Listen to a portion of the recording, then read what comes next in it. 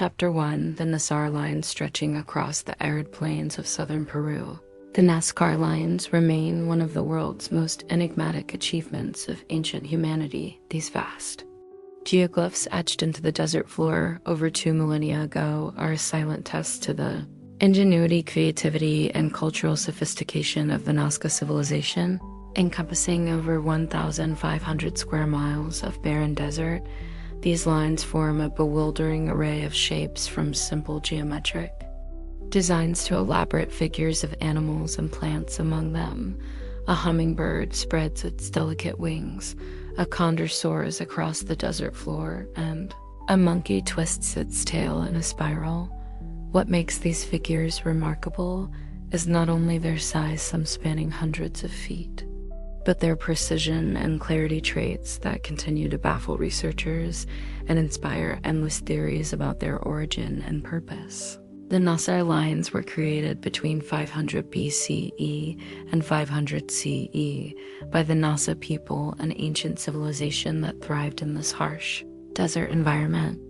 Using simple tools and techniques, they transformed the desert into a sprawling canvas, moving dark, oxidized stones to expose the lighter sand beneath. This process created stark contrasts that have endured for centuries, thanks to the unique climate of the Nazca Desert. With its extreme dryness, lack of wind, and minimal rainfall, the environment has preserved the geoglyphs almost perfectly. This preservation, however, only adds to the sense of mystery surrounding them. While we know how the lines were made, their purpose remains elusive, a puzzle that has intrigued archaeologists, historians, and adventurers for generations. The scale of the Nazca Lines is almost incomprehensible. Some of the straight lines stretch for miles, cutting across the desert with unwavering precision.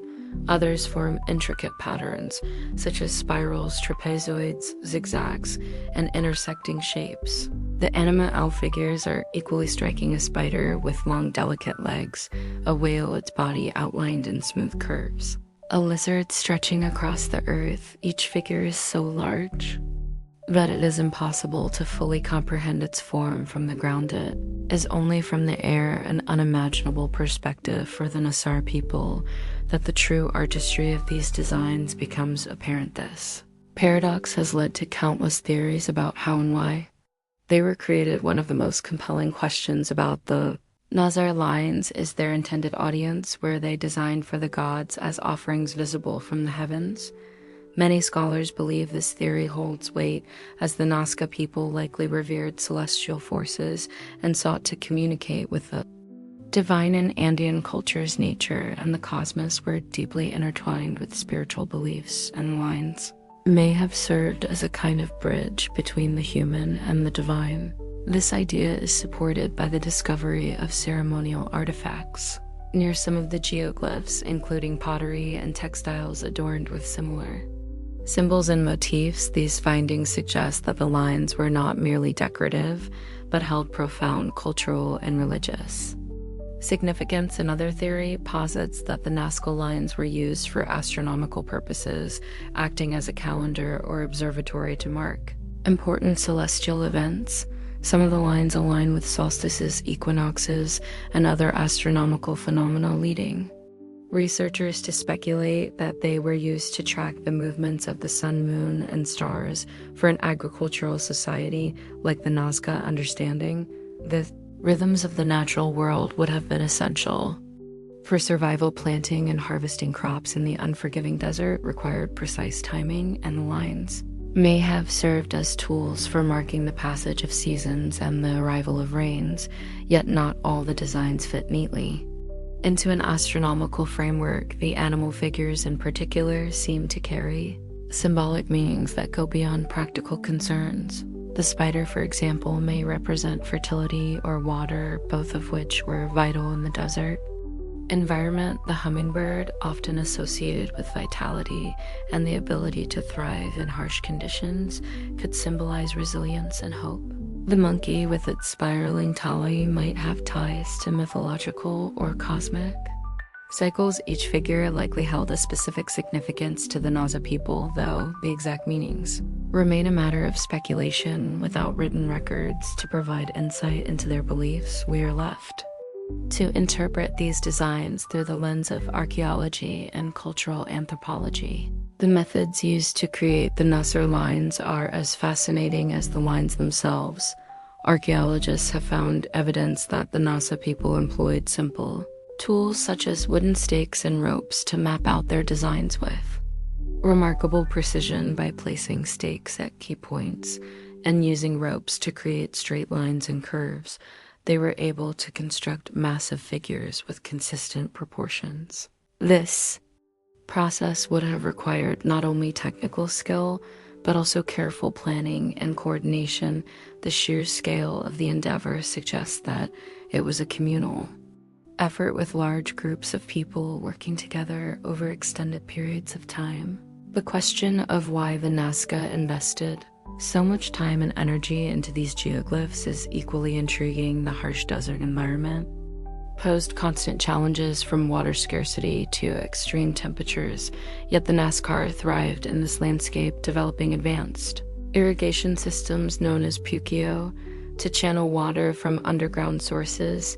These systems allowed them to cultivate crops such as maize, beans, and potatoes, supporting a stable and prosperous society. The creation of the lines then must have been deeply significant, as it required resources and labor that could have been used for more immediate concerns. Were the lines part of a larger cultural or religious tradition, perhaps linked to their irrigation practices or seasonal rituals? Or were they a form of artistic expression, a way of leaving a mark on the land that reflected their identity and beliefs? Modern technology has provided new tools for studying the Nazca lines, revealing details that were previously hidden. Aerial photography, satellite imagery, and drones have uncovered additional geoglyphs, including smaller and more intricate designs that had gone unnoticed for centuries. These discoveries suggest that the lines were created over a long period, with different generations contributing to the evolving tapestry of figures and patterns.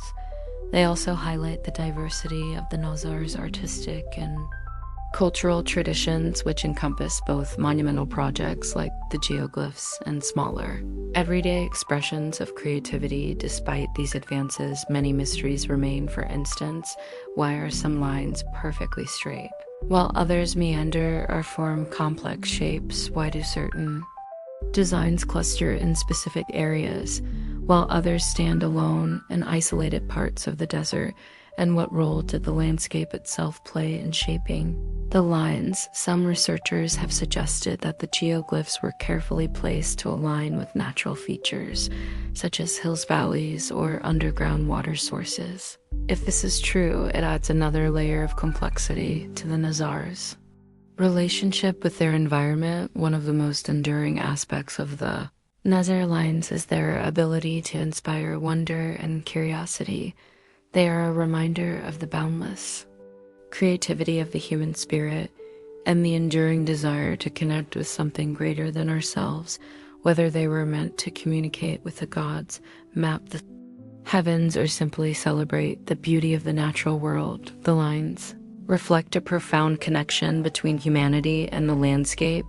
They challenge us to think beyond the limits of our own time and place, inviting us to consider the lives and aspirations of a people who left their mark on the world in a way that continues to captivate us today. As we study the Nazca lines, we are reminded that some mysteries may never be fully solved, yet it is precisely this uncertainty that makes them so compelling.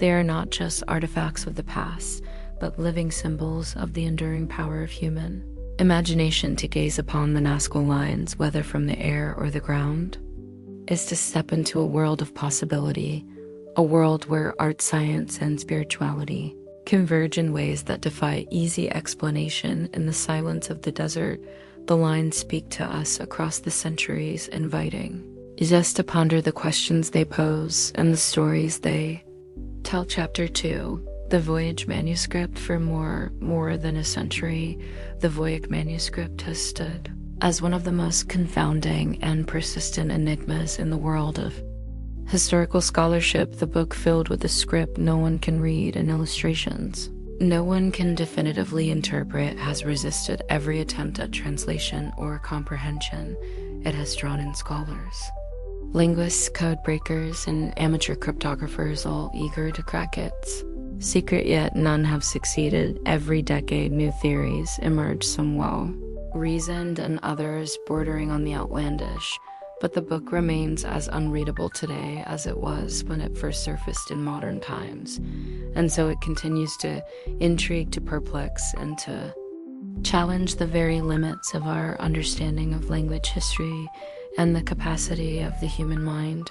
The vellum pages of the Voynich manuscript, dated to the early 15th century, through radiocarbon testing, suggest an origin somewhere in the late medieval period, but while its physical form is dated, its content remains unmowed in time. The book does not fit neatly into any known tradition, style, or school of thought from the period. Medieval manuscripts typically serve distinct functions: religious texts, medical compendiums, besties, alchemical treatises, or early scientific writings.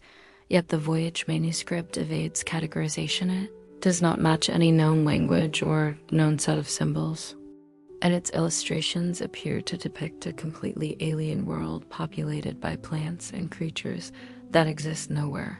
In nature, the challenge of deciphering the text is compounded by the fact that no other known document shares its writing system. The so-called V script consists of looping, graceful characters that appear to follow a structured syntax, yet no parallels to any known alphabet, syllabary, or pictographic system have ever been established. Many medieval manuscripts employ shorthand, ciphertext, or abbreviations to encode information, but even these have proven decipherable when compared to related texts. The Voynich manuscript, however, exists in complete isolation. There are no other surviving books, letters, or documents written in the same script, making it impossible to establish a baseline for translation. One of the reasons the text has been so difficult to decode is it's consistent, while many historical ciphers contain irregularities, human errors, or recognizable fragments of real words. The Voynich script appears strikingly uniform. It behaves with the statistical properties of a natural language, including word frequency patterns and character distributions similar to known languages. This suggests that it was written with intention and follows a set of linguistic rules. Some researchers believe it represents a lost language, while others argue it could be a sophisticated code. But even if it is a cipher, it remains one of the most impenetrable in history. Many of the greatest minds in cryptography have attempted to unlock its secrets during World War II. Experts who cracked German and Japanese military codes examined the text, yet they too were unable to make sense of it. The U.S. National Security Agency and leading computational linguists have applied state-of-the-art decryption techniques, yet no definitive solution has been found. If it is a cipher, it does not correspond to any known encryption method from the 15th century or any other period. If it is a language, it does not match any linguistic family, living or dead, in addition to its inscrutable text. The manuscript's illustrations present an equally baffling puzzle. The pages are filled with elaborate drawings that seem to belong to a different world altogether. The botanical section, which occupies a large portion of the book, depicts plants with exaggerated roots, strange tendrils, and blossoms that resemble nothing and are no known flora. Some have theorized that these are representations of real plants, distorted by medieval artistic conventions, while others suggest they could be fictional, symbolic, or drawn from a forgotten body of herbal knowledge. Some scholars believe the plants are hybrids, composite images made from the parts of different species combined into singular illustrations. The astronomical diagrams add another layer of mystery. The manuscript features circular star charts, zodiac-like imagery, and strange geometric patterns, some of which resemble medieval cosmological models. Yet, despite Their apparent astronomical nature, the symbols and formations do not correspond to any known celestial maps from the period. Some researchers have suggested that the manuscript may represent a lost tradition of star mapping, while others propose that it depicts an entirely different cosmology, one unfamiliar to medieval Europe. Then there are the human figures, dozens of small nude women, often depicted bathing in interwoven organic-looking tubes, standing in strange pools, or holding hands in interconnected networks. The presence of water-like structure ease has led some to propose that this section represents a medieval medical treatise on fertility or women's health. Others suggest it may have been an alchemical text with the figures symbolizing the flow of energies or substances through the body, but without a decipherable text to provide context. The meaning of these images remains speculative. Despite all of these unanswered questions, certain historical clues give insight into how the manuscript traveled through time. In the late 16th century, it was owned by Emperor Rudolf II of the Holy Roman Empire, a ruler known for his fascination with alchemy, science, and the occult. It is said that he purchased the manuscript for a large sum of gold, believing it to be an important work of ancient knowledge. Whether he ever deciphered contents or even attempted to remains unknown. From there, the book passed through several hands, eventually ending up with the Jesuits in Rome before being acquired by Wilfrid Voynich in 1912. Some believe the manuscript was created as a deliberate hoax, an elaborate deception designed to fool a wealthy patron into believing it contained hidden knowledge. If this were the case, it would be one of the most extraordinary hoaxes ever conceived. The level of effort required to fabricate an entire unknown script, create a structured yet unreadable language, and illustrate pages with consistent artistic style suggests an enormous amount of time and labor. If someone went to such lengths to create a meaningless book, what was their motive? Would it have been a way to extract money from an emperor like Rudolf II, or was it an intellectual experiment, a Renaissance-era puzzle meant to amuse or challenge those who encountered it?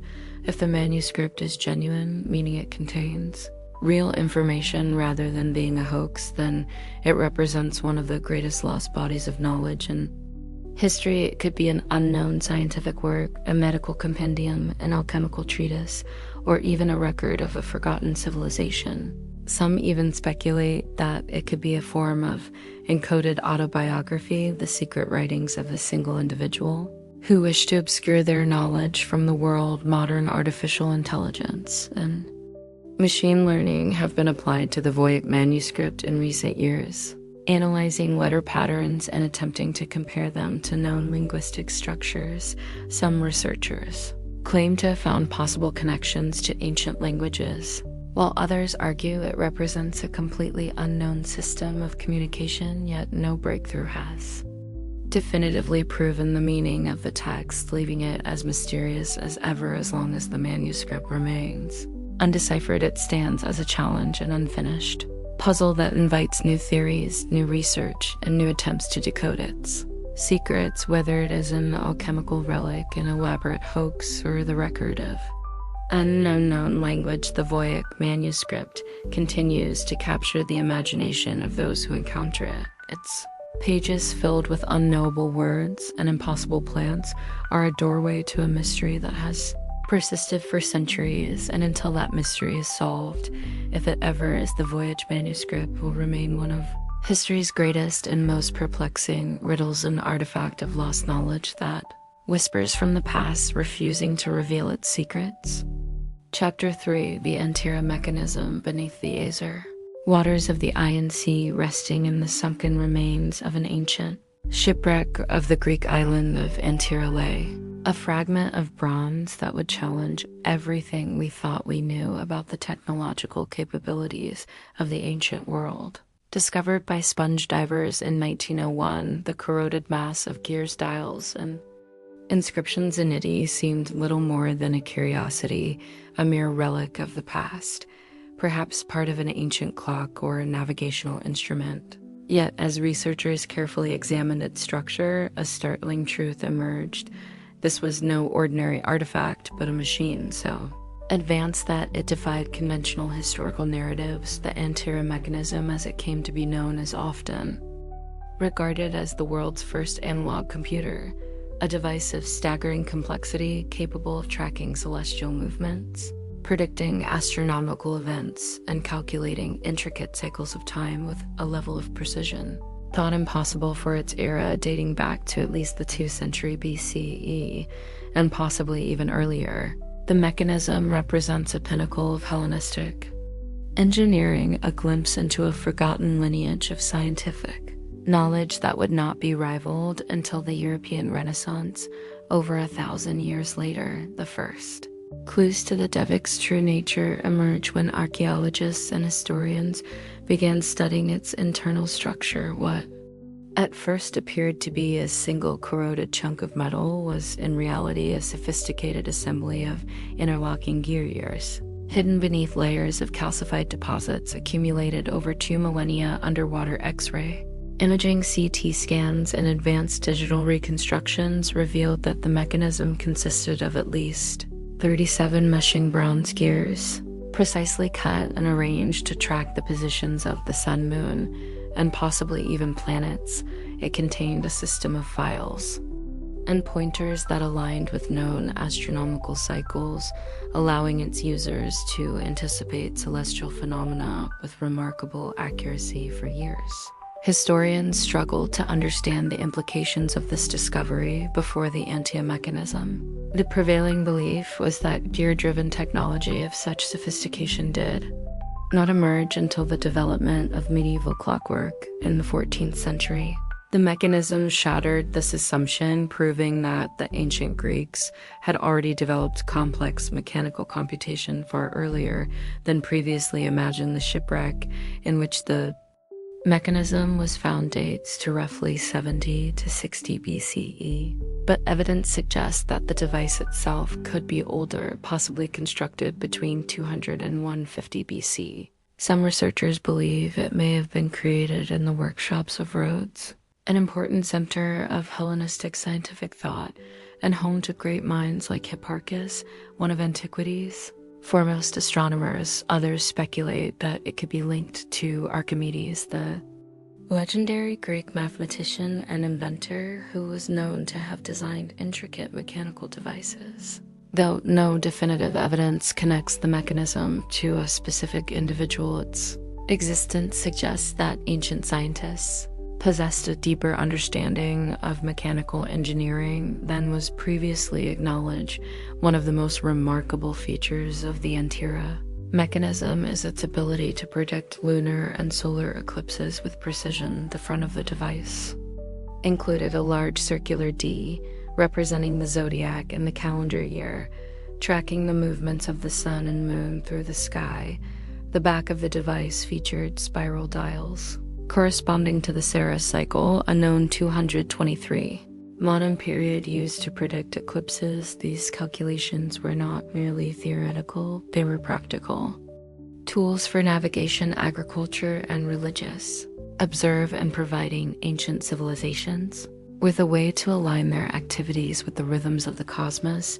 But the mechanism's capabilities extended beyond simple timekeeping. Studies of its inscriptions suggest that it was also used to model the motion of the 5 known planets: Mercury, Venus, Mars, Jupiter, and Saturn, indicating a geocentric understanding of the solar system.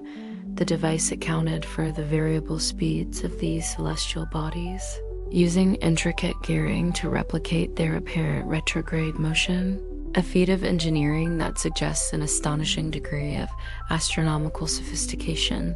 How the mechanism was used and by whom remains a topic of debate. Some scholars propose that it was employed by sailors for navigation, allowing them to calculate star positions and align their voyages with celestial markers. Others believe it may have been used for educational purposes, demonstrating astronomical principles to students or scholars. There is also speculation that It played a role in religious ceremonies, aligning sacred festivals with celestial cycles and determining the timing of important rituals.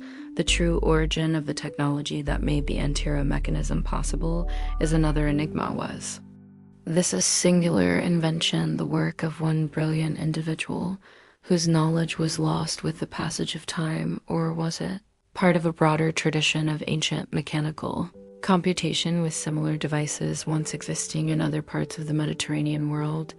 If the latter is true, then the Antikythera Mechanism may be only a surviving fragment of a much larger story, hinting at an entire lost chapter of scientific history.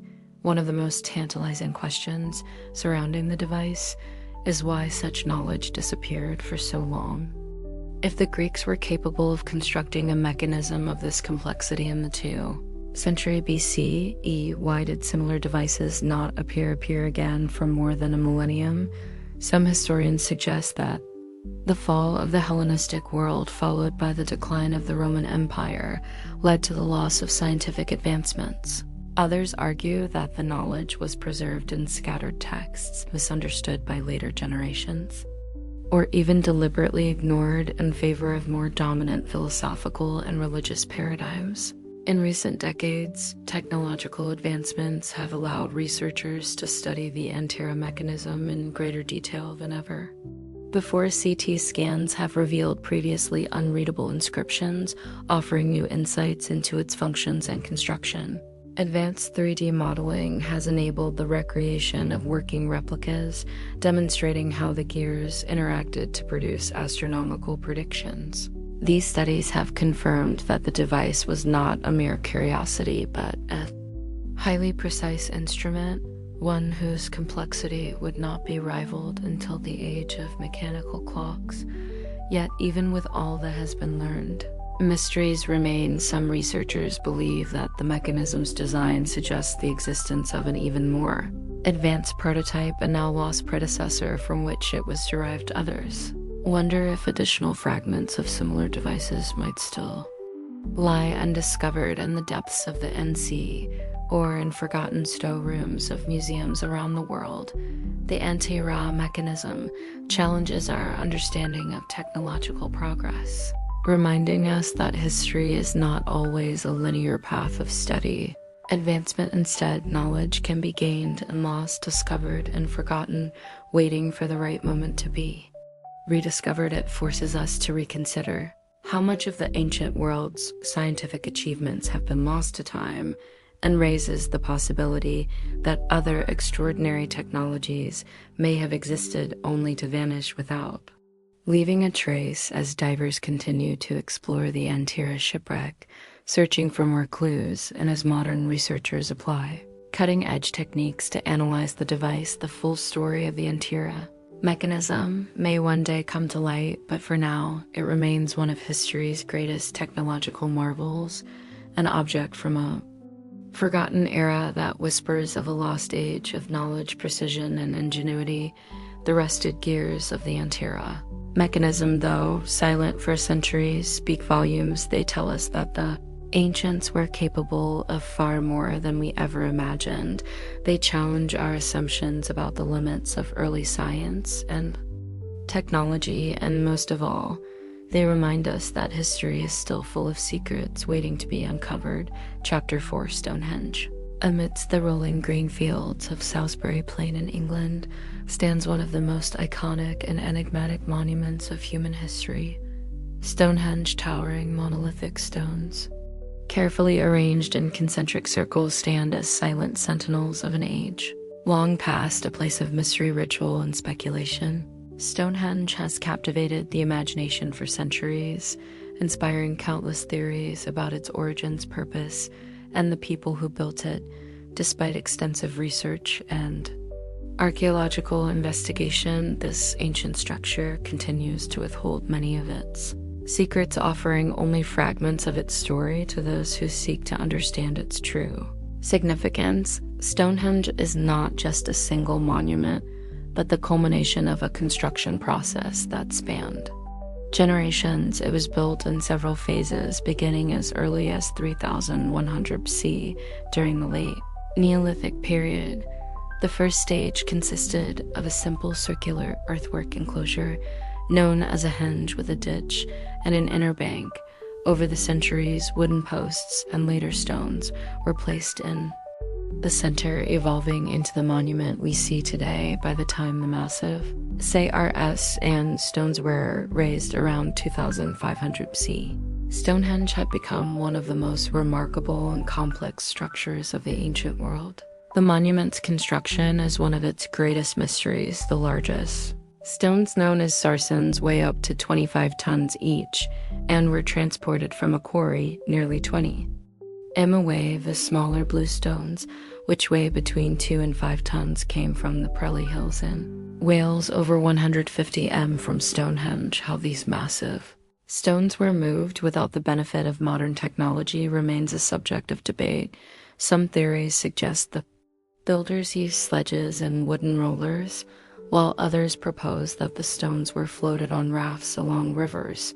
Experiments attempting to replicate these methods have shown that such feats would have required incredible ingenuity, manpower, and coordination. Once the stones arrived at the site, they were arranged in a pattern that suggests careful planning and deep astronomical knowledge. The most famous feature of Stonehenge is the outer ring of standing sarsen topped with horizontal lienal stones, creating a series of trines, 2 vertical stones supporting a third horizontal one. These were arranged with astonishing precision, aligned to mark the movements of the sun.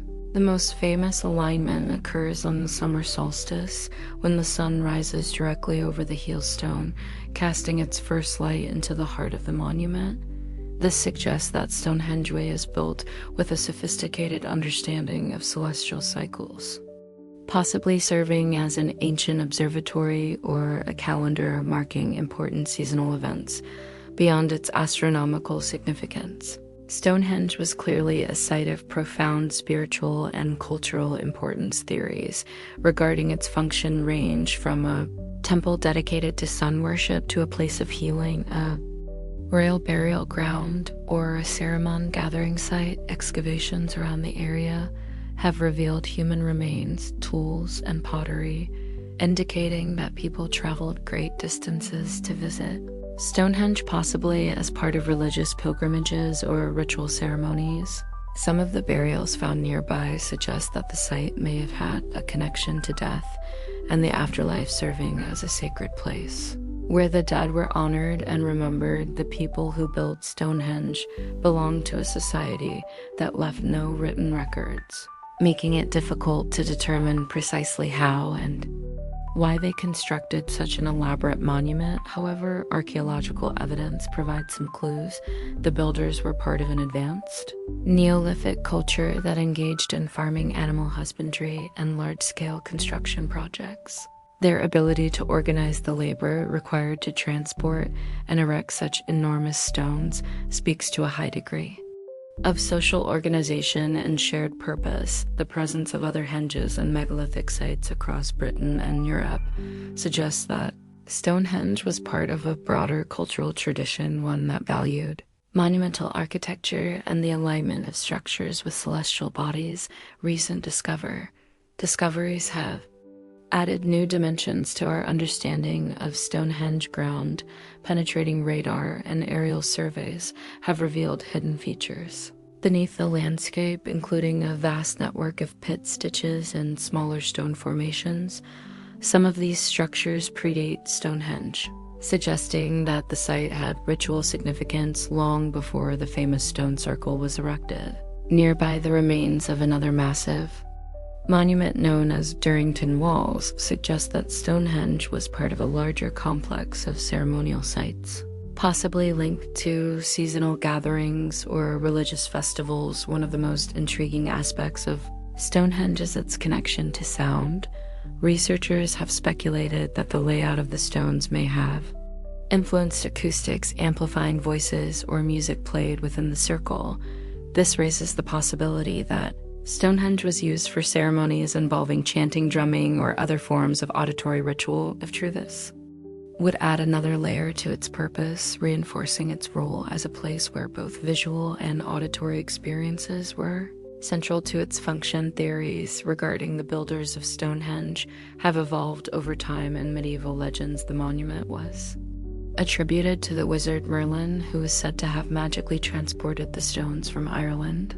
Early antiquarians speculated that the site was constructed by the Druids, the priestly class of the ancient Celts, but archaeological evidence suggests that Stonehenge predates the Druids by at least 1,000 years. Some researchers believe that the builders were the ancestors of the people who later became Britain, part of a long tradition of megalithic construction that spread across Europe. While much has been learned about Stonehenge through excavation and scientific analysis, many mysteries remain. Why was this particular site chosen? How did the builders align the stones with such precision? What rituals took place within in the circle? Were the stones themselves believed to possess special properties? The answers to these questions may never be fully known, but the search for understanding continues. Modern technology has provided new tools for exploring Stonehenge layer light detection and ranging. Scans have revealed hidden structures beneath the surface, suggesting that the landscape surrounding the monument was once far more complex than previously thought. Chemical analysis of the stones has provided insights into their origins, and isotopic studies of human remains buried near the site have revealed that some of the individuals who came to Stonehenge traveled great distances, possibly from as far away as the Mediterranean. These findings reinforce the idea that Stonehenge was a site of international significance in the ancient world. Today, Stonehenge remains one of the most visited and studied archaeological sites in the world. It continues to inspire awe and curiosity, drawing people from across the globe who come to witness the summer and winter solstices, just as ancient people may have done thousands of years ago. Despite the centuries of study, the monument still holds an air of mystery, a silent testament to the ingenuity and spiritual depth of its builders.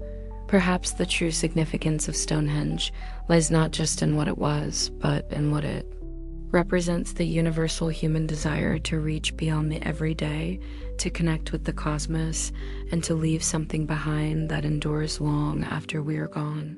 The great stones stand as witnesses to time itself, marking the passage of the sun, the changing of the seasons, and the endless cycle of life and death. Whatever its original purpose, Stonehenge remains a bridge between the past and the present, an enduring symbol of the quest for meaning that has driven humanity since the dawn of civilization.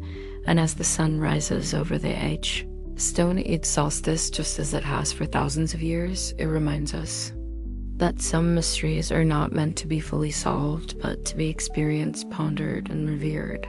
Chapter 5: The Great Pyramid of Giza, a monument of unfathomable ambition.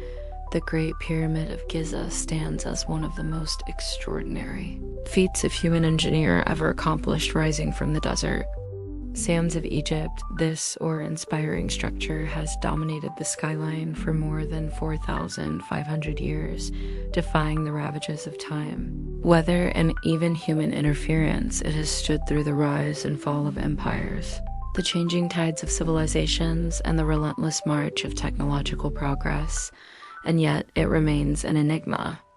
One of the greatest puzzles of antiquity. How was it built? Why does it exhibit such remarkable precision? What knowledge was required to achieve its construction? And most intriguingly, was it merely a tomb, or did it serve a greater purpose? The Great Pyramid was built during the reign of Pharaoh Khufu, also known as Chops, who ruled during the 4th dynasty of the Old Kingdom, circa 2580 to 2560 BCE. It is the largest and most ambitious of the pyramids built on the Giza Plateau, originally standing at 146.640 feet in height before erosion and the removal of its casing stones reduced its current stature to around 138.0 m for 155 feet. For nearly 4,000 years, it remained the tallest man-made structure in the world, a record it held until the construction of medieval cathedrals and modern skyscrapers. What makes the pyramid extraordinary is not just its scale, but its mathematical precision, the structure is aligned almost perfectly with the cardinal points north, south, east, east, and west with an accuracy that rivals modern GPS technology, the discrepancy from true north is only about 1/150th of a degree, an astonishing feat considering the primitive tools available to the builders. Its base is nearly a perfect square, measuring approximately 23.4 m, 756 feet. On each side, the difference between the longest and shortest sides is less than 20 centimeters, 8 in an era margin, so small that it would challenge even modern construction techniques. The pyramid was once covered in smooth, highly polished white tufa limestone, which reflected sunlight so brightly that it was said to be visible from many miles away, gleaming like a star on the desert horizon. Ancient accounts suggest that this reflective surface may have served a symbolic or even practical function, acting as a celestial beacon or aligning with religious beliefs about the sun god Ra. Over the centuries, however, these casing stones were stripped away by later civilizations, leaving behind the stepped, weathered appearance we see today. Beneath the surface, the pyramid's complexity deepens, unlike later pyramids, which contain relatively straightforward burial chambers. The Great Pyramid features a labyrinth of corridors, shafts, and chambers that continue to confound researchers. The so-called Grand Gallery, a long ascending passage with corbelled ceilings reaching a height of 8.6 m, 28 feet, is unlike anything found in other Egyptian structures. The king's chamber, constructed from massive granite blocks, contains an empty sarcophagus that raises further questions. Was it ever used for a burial, or did the pyramid serve an entirely different function? The logistics of building the Great Pyramid are among the most debated topics in archaeology. The structure consists of approximately 2.3 million blocks of limestone and granite, weighing between 2.5 and 80 tons each. The granite used for the most important internal chambers was quarried from Aswan, nearly 500 m away, while the limestone blocks were transported from local quarries. The transportation, lifting, and precise placement of these stones remain one of the greatest engineering challenges in history. Various theories have been proposed to explain how the ancient Egyptians achieved this Herculean task. One of the most widely accepted hypotheses suggests that workers used massive ramps, possibly straight or spiral, to haul the stones to increasing heights. Other theories suggest that counterweights, levers, or a combination of sand and water to reduce friction may have been employed. Recent archaeological discoveries at an ancient harbor in Wadi Al-Jif suggest that boats played a crucial role in transporting materials, adding yet another layer to our understanding of the construction process. Another common misconception is that the pyramids were built by slaves. Evidence suggests that the workforce consisted of skilled laborers, many of whom lived in well-planned worker villages near the pyramid site. These workers were given rations of bread, meat, and beer, and recent excavations have even uncovered evidence of medical treatment, suggesting that they were valued for their contributions. Rather than treated as expendable slaves, the Great Pyramid's precision goes far beyond mere architectural mastery. It incorporates advanced mathematical and astronomical principles.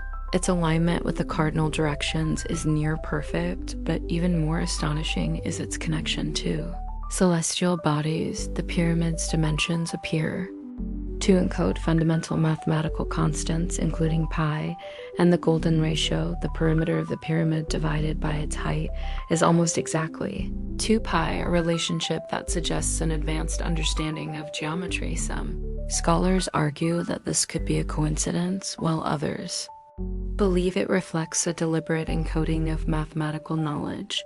Additionally, the pyramid's internal shafts align with key stars in the night sky. The northern shafts are aimed toward Thuban, the Poor, at the time of construction, while the southern shafts align with Orion's belt and Sirius, both of which played significant roles in Egyptian cosmology. This suggests that the pyramid may have been designed not just as a tomb, but as an instrument of celestial observation, or even a gateway to the afterlife. While Mainstream Egyptology maintains that the Great Pyramid was built as a tomb for Pharaoh Khufu. Its unusual internal structure, lack of inscriptions, and precise astronomical alignments have led to alternative theories. Some researchers believe the pyramid may have served a ritualistic or a religious function, possibly as a temple rather than a tomb.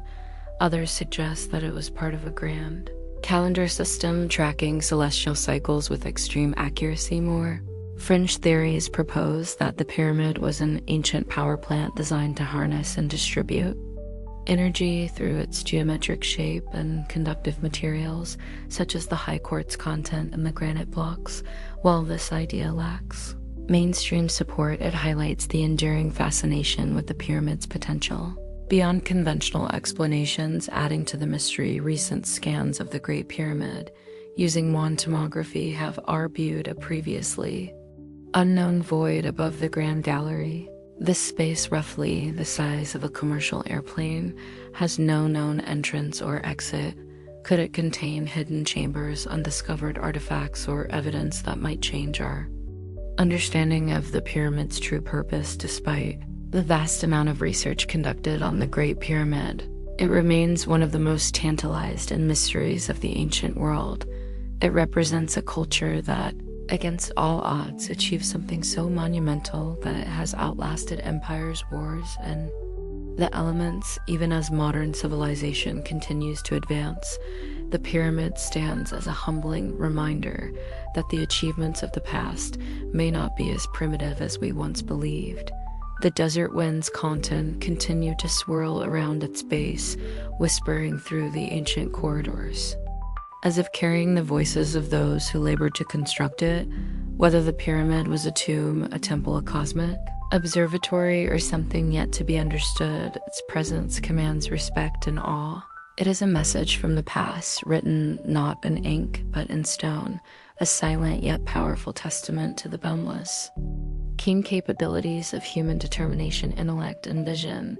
And as long as the Great Pyramid stands, it will continue to challenge us, inspire us, and remind us that history is full of mysteries waiting to be unraveled. Chapter 6, Göbekli, long before the rise of ancient Egypt, before the towering ziggurats of Mesopotamia, and before the first bricks were laid in the cities of Sumer, there was Gok, a site so old and so revolutionary that it has forced archaeologists to rethink the very origins of civilization itself. Located in southeastern Turkey near the modern city of Şanlıurfa, Gökçe is not merely an archaeological site. It is a window into a forgotten chapter of human history, one that predates the advent of agriculture cities, and writing it is a monument built by hands that had not yet mastered pottery, by a society that had not yet learned to domesticate plants and animals, and yet somehow they erected one of the most complex and mysterious structures of the ancient world, discovered in the 1960s but largely ignored until the 1990s. Göbekli's true significance was realized when German archaeologist Klaus Schmidt led the excavations that uncovered a series of massive circular enclosures filled with intricately carved stone pillars. These monolithic stones, some standing over 16 feet tall and weighing as much as 20 tons, were arranged in rings, much like a Neolithic version of Stonehenge. But at nearly 12,000 years old, Göbekli Tepe predates Stonehenge by more than 6,000 years. The sheer scale of the site and the sophistication of its construction raise profound questions about what humans were capable of at this time and why they built such an extraordinary monument. At first glance, Gok appears to be nothing more than a series of massive stone circles buried beneath a lava hill, but beneath the surface, the site reveals a complexity that is unprecedented for its time. The circular enclosures, each with T-shaped megalithic pillars, are arranged in a deliberate pattern. The largest enclosures contain two central pillars surrounded by a ring of smaller ones, some of which are decorated with carvings of animals, abstract symbols, and even what appear to be human-like figures. The arrangement suggests a highly organized construction effort, one requiring both a workforce and a shared cultural or religious vision. Unlike later Stone monuments such as the pyramids or ziggurats Göbekli Tepe was not built by a sedentary agricultural society. The people who created it were hunter-gatherers living off wild plants and animals. This alone challenges long-held assumptions about the development of civilization for decades. Archaeologists believe that monumental architecture emerged only after the domestication of plants and animals as permanent settlements provided the stability and resources needed to undertake large-scale building projects. Göbekli turns this idea on its head, proving that large coordinated construction efforts existed before the advent of agriculture. The implications of this discovery are staggering. Did the need to build such a site encourage the shift to farming? Was religion rather than food production the true catalyst for civilization? If hunter-gatherers were capable of organizing, designing, and building a complex site like Göbekli, what other advanced behaviors might they have possessed that we have yet to uncover? One of the most striking features of Göbekli is the intricate artwork carved into its pillars. The stone surfaces are decorated with images of lions, snakes, foxes, scorpions, birds, and wild beasts, animals that would have been common in the region at the time. Some of the carvings are deeply symbolic, suggesting mythological or spiritual significance.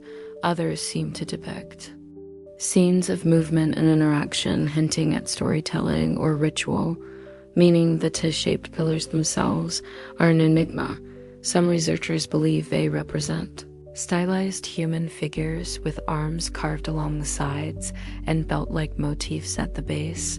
If this interpretation is correct, the pillars could be anthropomorphic statues symbolizing ancestors, deities, or spiritual beings. Others suggest they may have served as totems embodying the spirits of the animals depicted upon them. Adding to the mystery is the lack of domestic artifacts. Unlike other ancient sites, Göbekli does not contain evidence of daily life. No hearths, no homes, no trash pits filled with broken tools and discarded food.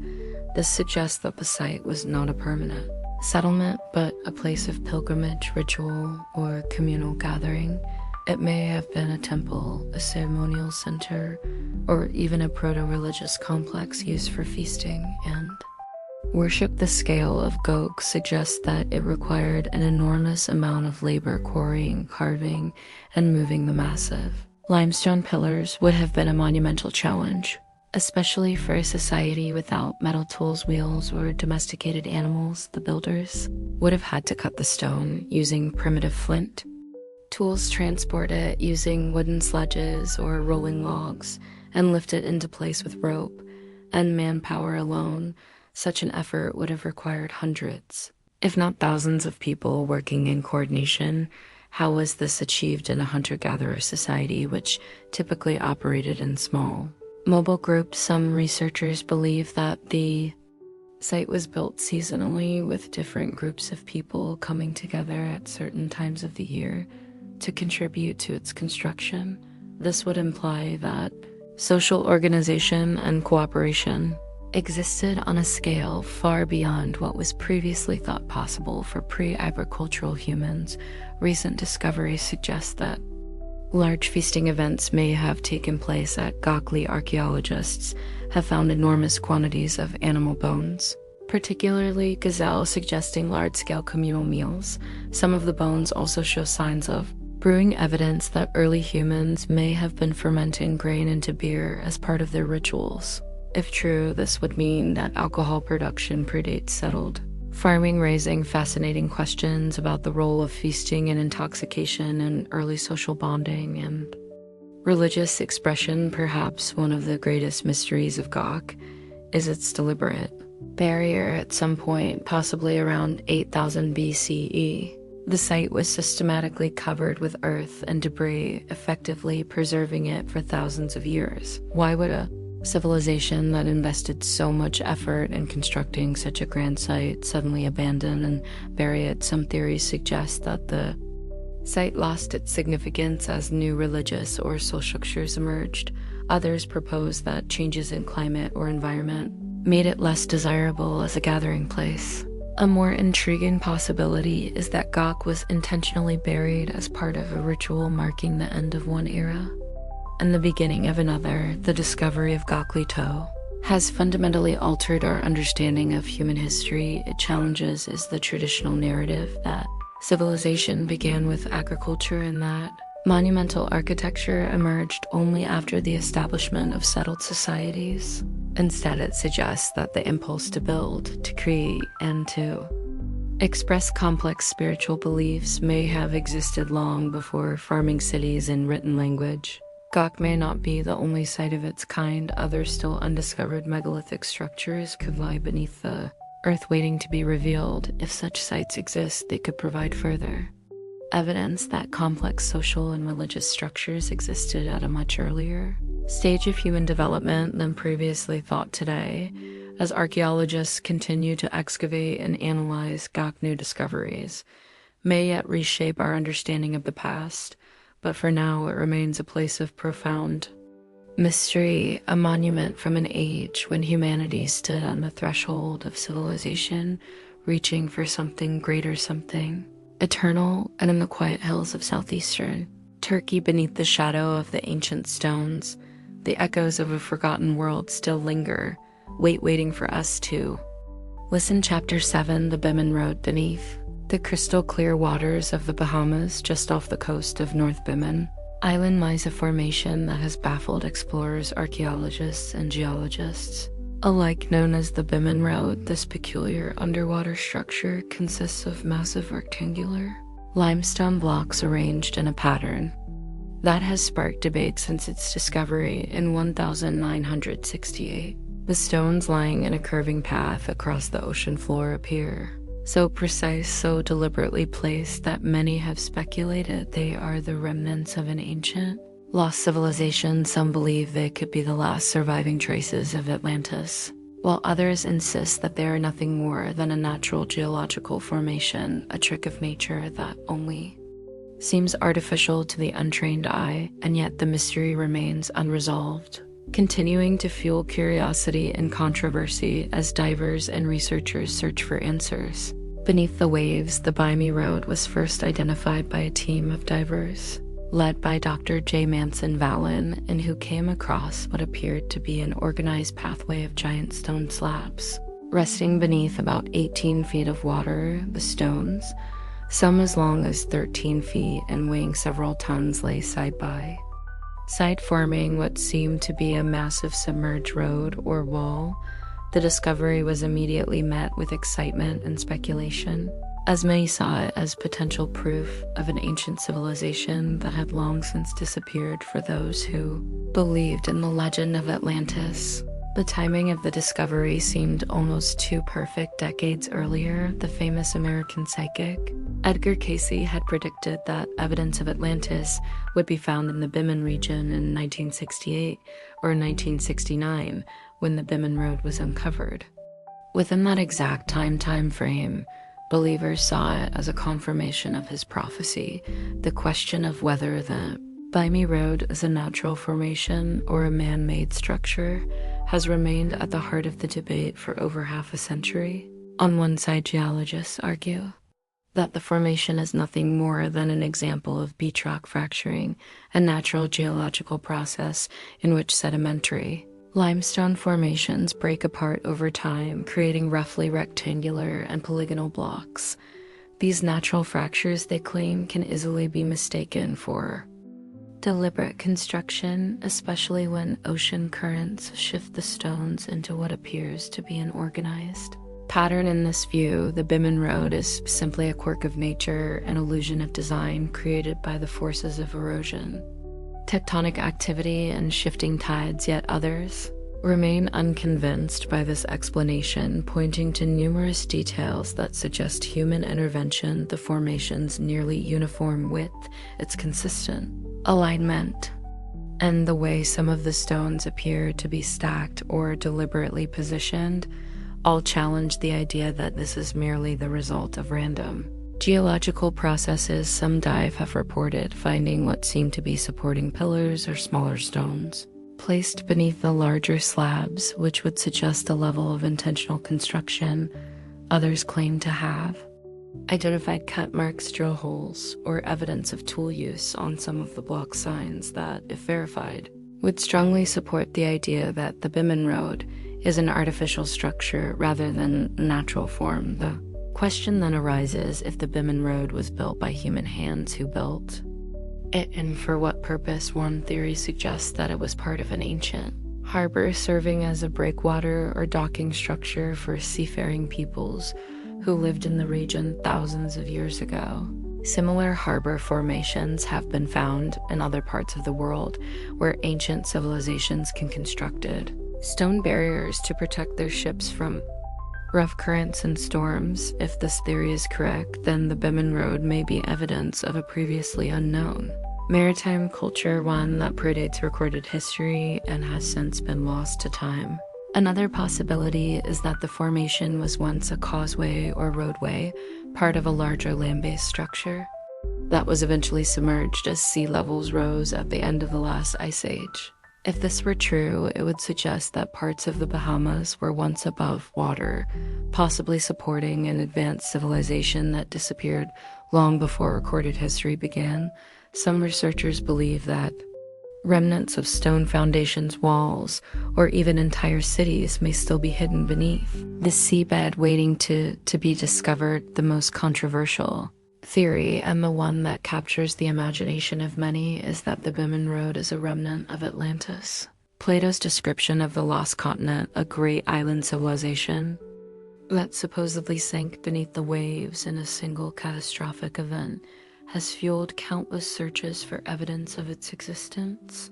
While mainstream historians dismiss the story as a myth, some researchers argue that Atlantis could have been a real place, its memory preserved in oral traditions that were later recorded by ancient Greek philosophers. If such a civilization did exist, rising sea levels and geological upheavals at the end of the Ice Age could have submerged its remains, leaving only scattered clues like the Bimini Road as evident of its former grandeur. Despite the various theories, no definitive proof has emerged to settle the debate. Scientific studies have yielded conflicting results, with some researchers concluding that the formation is entirely natural, while others argue that it shows signs of artificial construction. Advanced underwater scanning and sonar mapping have provided clearer images of the stone, but without additional artifacts such as tools, inscriptions, or other man-made structures nearby, it remains difficult to draw firm conclusions. The lack of cultural debris such as pottery or human remains makes it challenging to connect the Bimini Road to any known civilization. Still, the mystery endures, and the search continues. Every year, new expeditions explore the waters around Bimini, hoping to uncover further evidence that might tip the balance of the debate one way or another. Divers meticulously document the site, looking for anomalies that could provide clues to its origins. Some believe that more structures may lie buried beneath the sand, waiting to be revealed by shifting currents or future technological advancements. Others argue that the true significance of the Bimini Road may not be understood until we expand our knowledge of ancient maritime cultures and reconsider what early civilizations were capable of. Achieving the Bimini Road is a reminder of how much of human history remains unknown. The vast oceans have swallowed entire landscapes, burying the secrets of early civilizations beneath layers of sediment and coral. What else might be hidden beneath the waves, waiting to be discovered? Could the Bimini Road be part of a larger lost world, a fragment of a forgotten past that challenges our understanding of history? Or is it simply a beautiful accident of nature, an illusion of human craftsmanship created by the slow, patient forces of time? For now, the mystery remains unsolved. The stones rest quietly beneath the waves as they have for thousands of years, whispering their secrets to the tides. Whether they are the work of human hands or the product of nature's own design, the Bimini Road continues to captivate those who seek answers in the depths, luring explorers and dreamers alike to its enigmatic path beneath the sea. Chapter 8: The Anunnaki. Buried deep in the myths of ancient Mesopotamia lies one of the most enduring and controversial mysteries of human history. The legends of the Anunnaki, these enigmatic beings described in the cuneiform tablets of Su-Akkad.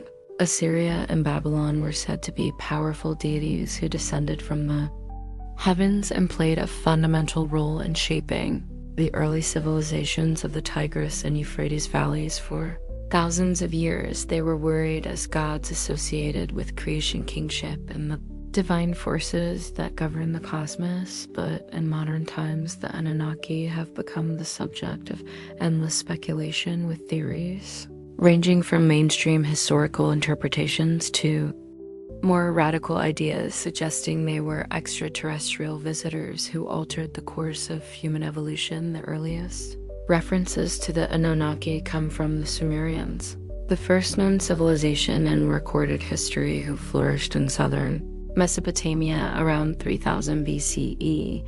Their mythological texts describe the Anunnaki as a group of divine beings who resided in the heavens and the underworld, overseeing the fates of both gods and mortals. In the Sumerian pantheon, the chief deity, and was considered the father of the Anunnaki, with his descendants including Enlil, Eni, and Inanna, playing pivotal roles in the mythology of early Mesopotamia. These gods were deeply intertwined with the elements of nature, human affairs, and cosmic balance. Among the most intriguing aspects of the Anunnaki myths is the story of how they supposedly created humanity. According to the Babylonian creation epic, the Enuma Elish, the gods fashioned mankind from clay mixed with the blood of a sacrificed deity. This act was said to have been performed to provide the gods with laborers, servants who would toil on their behalf and maintain the earthly realm. Other myths, particularly those involving Enki, the god of wisdom and water, describe a more benevolent version of human creation, with the Anunnaki acting as teachers and benefactors who bestowed knowledge, agriculture, and civilization upon humankind.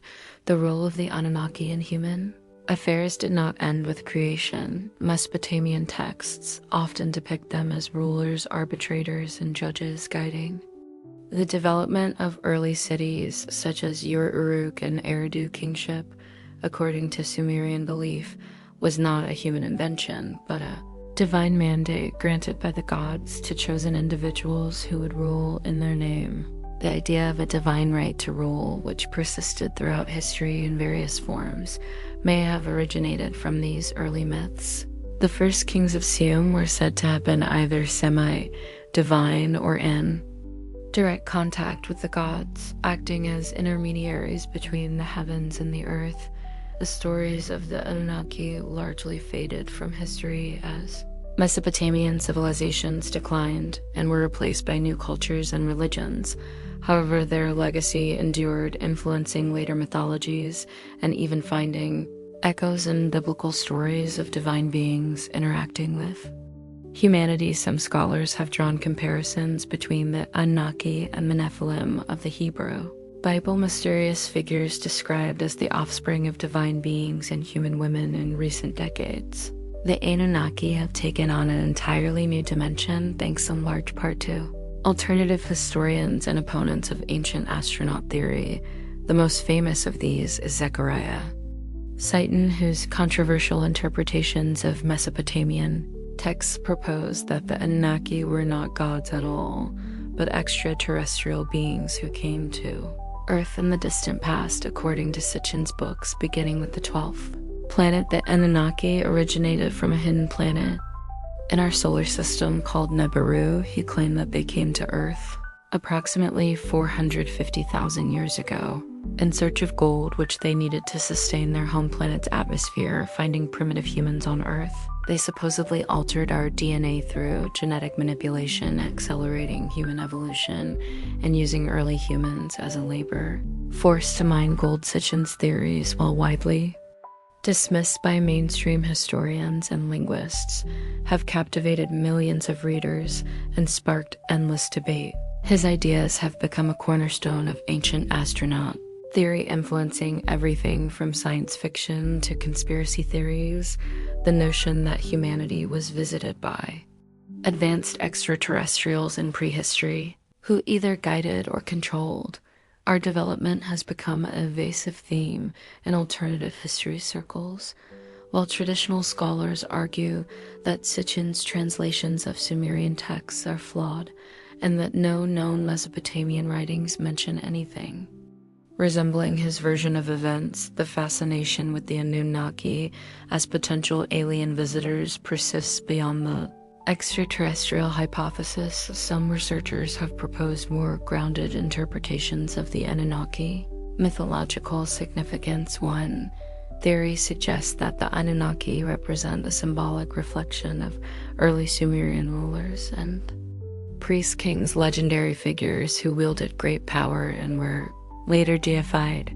Another interpretation holds that the Anunnaki myths are allegories for celestial bodies and astronomical cycles encoding advanced knowledge of the heavens and symbolic form. The connection between Mesopotamian deities and the movement of stars and planets is well documented, and it is possible that the myths served as a means of preserving and transmitting astronomical knowledge across generations. The mysteries surrounding the Anunnaki are further deepened by the presence of ancient Mesopotamian artifacts and carvings that depict unusual Yule figures, some of which appear to be wearing what could be interpreted as helmets or elaborate headdresses.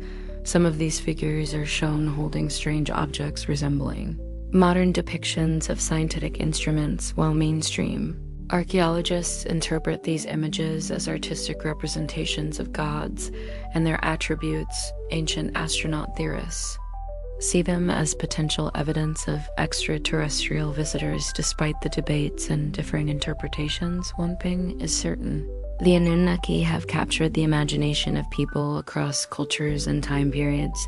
Their presence in ancient texts, combined with modern reinterpretations, has made them one of the most fascinating mythological subjects in human history, whether seen as gods, rulers, celestial symbols, or ancient astronauts. They continue to inspire endless speculation and curiosity. The enduring mystery of the Anunnaki raises profound questions about the origins of human civilization and the nature of myth itself. Were they merely the personifications of natural forces created by early humans to explain the world around them? Were they real our rulers whose stories were exaggerated into legends over time? Or is it possible, however unlikely, that they were something outside the bounds of traditional history, lost to time but still whispering their influence through the ages? The sands of Mesopotamia hold many secrets, and buried beneath the ruins of Sumerian cities may be answers waiting to be uncovered. Until then, the Anunnaki remain an enigma, figures of power and mystery whose legacy continues to shape the way we think about our past, our origins, and the very nature of what it means to be human. Chapter N. The Baghdad Battery. In a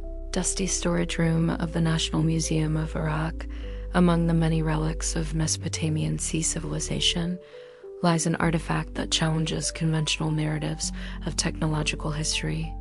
Known as the Baghdad Battery, this unassuming clay jar with a copper cylinder and an iron rod has sparked decades of speculation. Could this 2,000-year-old object be evidence that ancient civilizations understood and possibly even harnessed electricity? If so, what was its purpose, and how did such knowledge arise in an era where electrical energy should have been an impossibility? The artifact itself is relatively small, measuring just under 6 in height. It was first uncovered in the 1930s near the village of Khalt Rebu, not far from modern-day Baghdad, by the German archaeologist Wilhelm Kick. At first glance, it appeared to be a simple ceramic vessel, not unlike the many storage jars that had been used throughout the Pian and Sinan periods, roughly between 250 BCE and 650 CE. But upon closer examination, Kick noticed something unusual. Inside the jar was a tightly fitted copper tube, capped at the bottom with a Bitman seal. Within this tube sat an iron rod held in rupple by another layer of Biman that extended over the top of the jar's opening. The components seemed strangely familiar to something much more modern: the basic design of a galvanic cell. A primitive type of battery conics discovery led to an astonishing hypothesis if the jar had once been filled with an acidic or alkaline liquid, such as vinegar lemon juice or fermented grape juice. It could have functioned as a simple electrochemical battery. The liquid would act as an electrolyte, facilitating a reaction between the copper and iron, thereby generating a small electric charge, though the voltage produced would have been minimal, likely no more than 1 or 2 volts. The implications were staggering if the Baghdad battery truly functioned as an electrical device. It would mean that ancient civilizations understood a concept that was not fully rediscovered until the 18th century, when Alessandro Volta built the first known working battery in 1800. The idea that the Baghdad battery was an ancient power source quickly gained traction in alternative history circles, inspiring theories about the forgotten technological prowess of early societies. Some speculated that multiple such batteries could have been connected in series to increase voltage, potentially allowing for a practical application.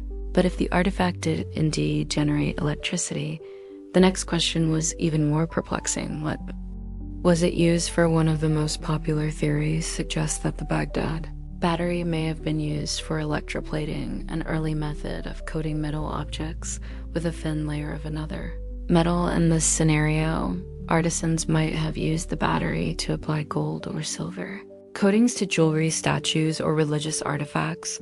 Much like modern electroplating techniques, the idea seems plausible, especially considering that fine metal work was highly developed in Mesopotamian and Persian societies, where intricate gold and silver adornments were highly prized.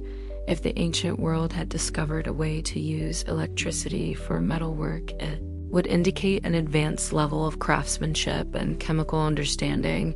Another theory proposes that the Baghdad battery was used for medicinal or religious purposes throughout history. Electricity has been associated with healing and mysticism even before its full scientific properties were understood. The ancient Greeks, for example, knew that electric fish could deliver shocks and sometimes used them in treatments for ailments like headaches or gout. It is possible that the Baghdad battery was used in a similar way, producing a weak current that was believed to have therapeutic or ritualistic effects. If electricity was considered a divine or magical force, the device might have played a role in religious ceremonies, perhaps as a tool for priests or healers who sought to harness its mysterious energy.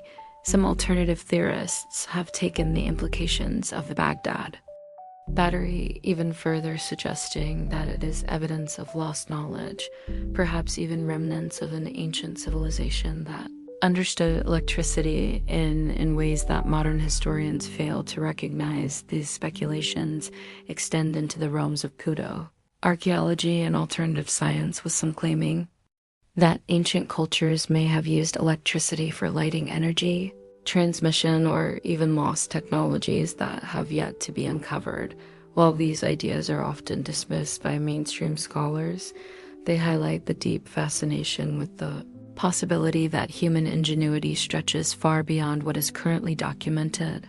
However, the more conventional explanations for the Baghdad battery suggest that it may not have been a battery at all. Critics argue that there is no direct evidence that the artifact was used to generate electricity. No wires, electrodes, or inscriptions describing its function have been found in connection with it.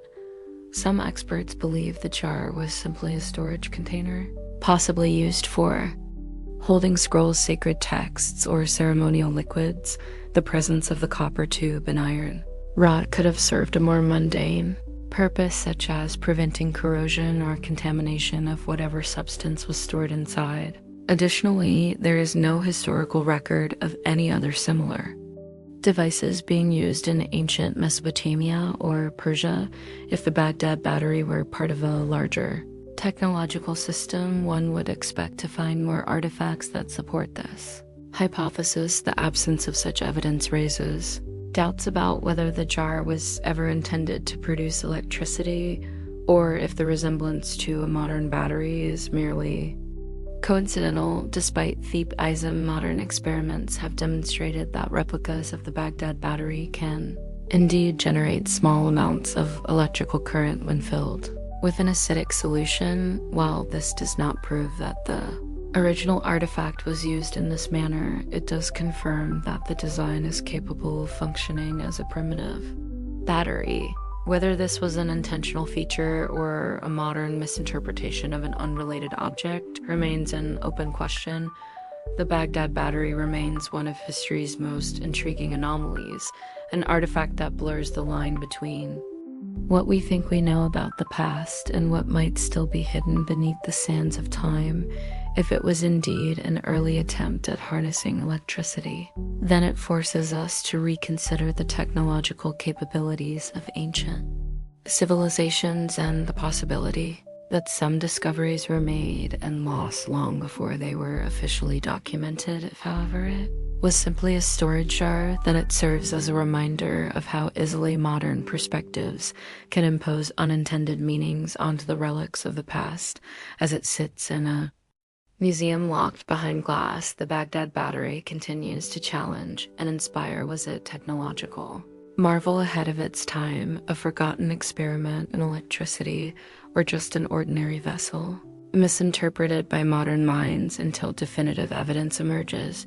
It remains a silent riddle, a small but potent symbol of the mysteries that still linger within the vast unexplored history of human civilization. Chapter 10: The Crystal Skulls Scattered Across Museums. Private collections and the pages of legend. The crystal skulls are among the most mysterious and controversial artifacts in the world, crafted from solid quartz crystal, often with remarkable precision.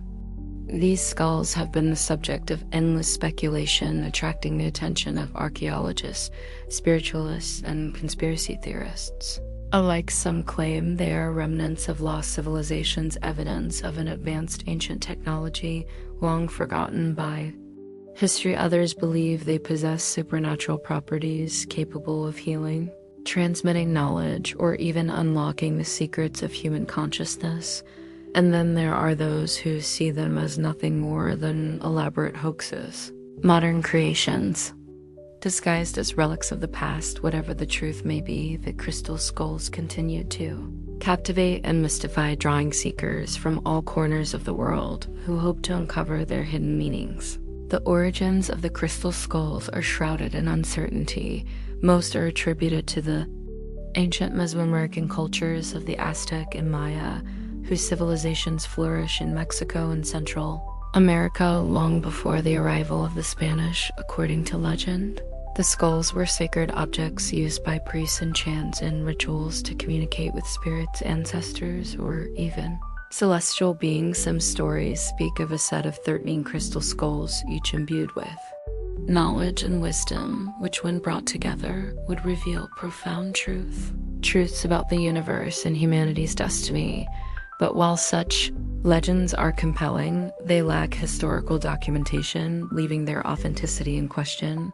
The most famous of these skulls is the Mitchell-Hedges skull, allegedly discovered in 1924 by Anna Mitchell-Hedges, the adopted daughter of British explorer Frederick Albert Mitchell-Hedges. According to Anna, the skull was found beneath a collapsed altar in the ruins of an ancient Maya city in Buz, known as Lubun. She described it as an object of extraordinary craftsmanship, carved from a single piece of clear quartz crystal with an articulating jaw that fit perfectly into the cranium. Over the years, the Mitchell-Hedges skull has been associated with numerous paranormal claims, including the ability to generate visions, heal ailments, and even emit sounds or voices. However, no verifiable evidence supports these claims, and skeptics argue that the skull's provenance is dubious, with no archaeological records confirming its discovery at Lantern.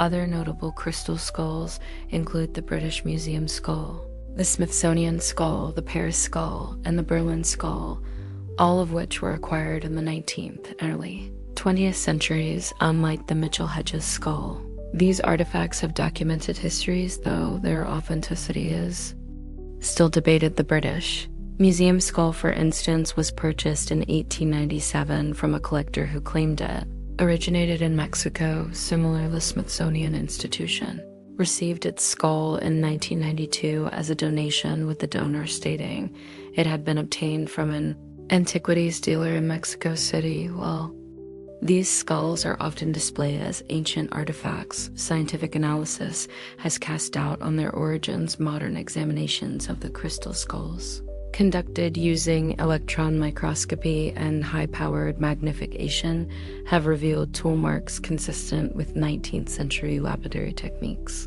Particularly those used in Europe. Quartz is an extremely hard material, requiring specialized tools for carving the fine detailing of the skulls. Particularly the smooth eye sockets and teeth suggests they were cut using rotary wheels or other precision instruments that were not available to the Mii or Aztec.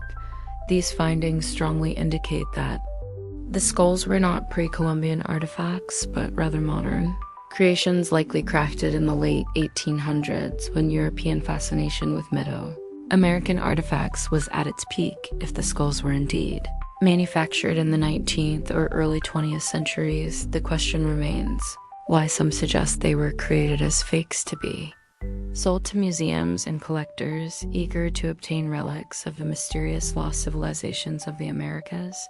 The late 1800s was a time of intense archaeological discovery, with European and American explorers unearthing ancient ruins and artifacts in Mexico, Guatemala, and Peru. The market for pre-Columbian antiquities was booming, and forgers had every incentive to create convincing replicas. However, for those who believe in the deeper mystery of the crystal skulls, scientific skepticism does little to diminish their intrigue.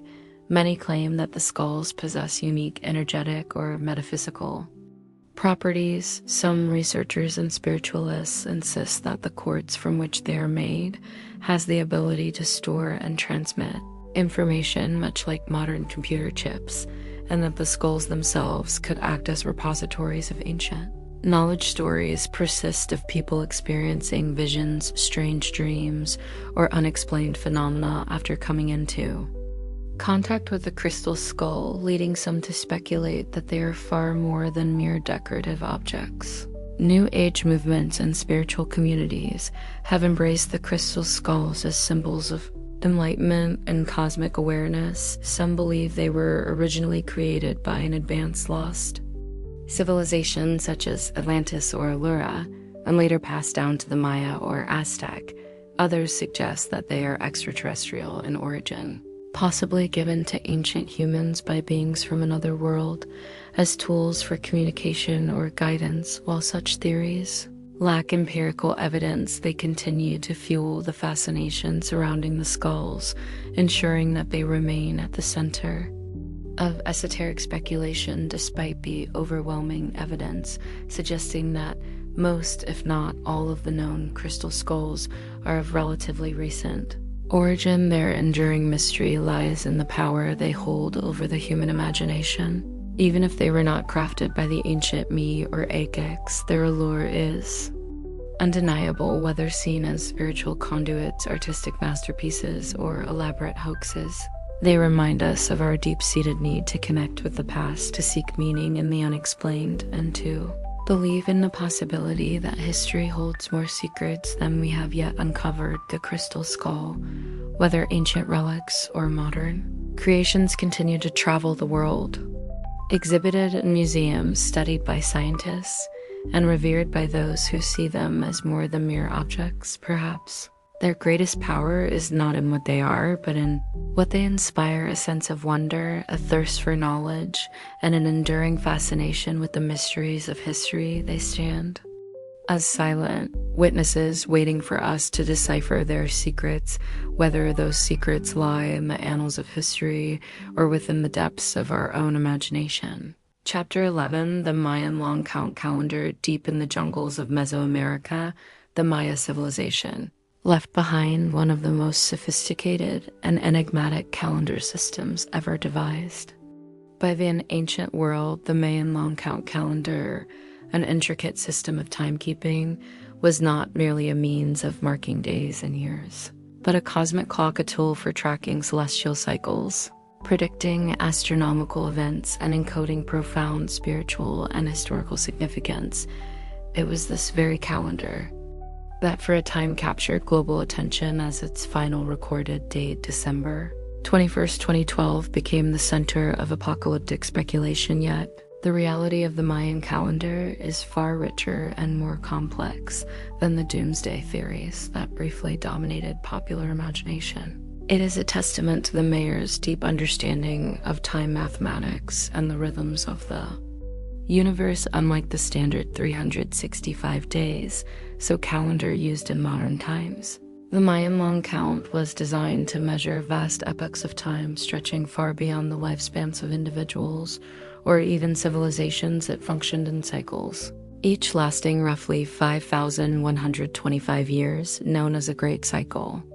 According to inscriptions found at sites such as Point Copan and Tal, the current Great Cycle began on a mythic creation date, August 11th, 3114 BCE. In our modern calendar, this marked the beginning of the present world age, a period in which human civilization flourished under the guidance of the gods. The cycle would then culminate more than 5 millennia later on December 21st, 2012, a date that led to a frenzy of speculation about its meaning. To understand the long count calendar, one must first grasp the mirror's unique numerical system. Unlike the base 10 system we use today, the mirror employed a vaginal base 20 system, meaning their numbers increased in powers of 20. However, for calendar purposes, they used a modified system in which certain place values were counted in multiples of 20, while others were counted in multiples of 18, an adjustment that aligns with the 360-day Maya turn or year. The smallest unit in the long count was the kin or single day, followed by the Winil 20 days, the Tun 3,060 days, the Ketan 7,200 days or about 20 years, and the Baktun 144,000 days or roughly 400 years, 394 years, a full cycle of 13 Baktuns, equivalent to 5,125 years, completed a great cycle, the time span that culminated in 2012. The long count calendar was not the only system used by the Mir. They also had a 260-day Tlen calendar used for religious and ceremonial purposes, and a 365-day hub calendar which approximated the solar year. These two calendars worked together in a cycle known as the calendar round, a repeating period of 52 years. But while the calendar round was useful for marking short-term events, the long count allowed the Mi to record historical events with astonishing precision, anchoring their dynastic histories and mythological narratives within an absolute chronology that extended far into the past and future. One of the most remarkable aspects of the long count is how it reflects the Maya's cosmic worldview. The Maya did not see time as an endless, linear progression, but as a series of repeating cycles governed by celestial patterns and divine influence. Each great cycle was believed to correspond to a different age of the world, a concept similar to the Hindu Yugas or the ages of man in Greek mythology. According to Maya beliefs, at the end of each cycle, the world was not destroyed, but renewed, a transformation rather than an annihilation. The gods, having completed one era, would set the stage for the next, ushering in a new cosmic order. Despite this cyclical understanding of time, the Maya were also keen record keepers, documenting significant historical events using long count dates. Their inscriptions, carved into stone monuments known as stele, recorded the reigns of kings, victories in battle, and religious ceremonies with meticulous accuracy, while some monuments even extend the calendar back millions of years, suggesting a conception of time so vast that it dwarfs our modern historical perspectives.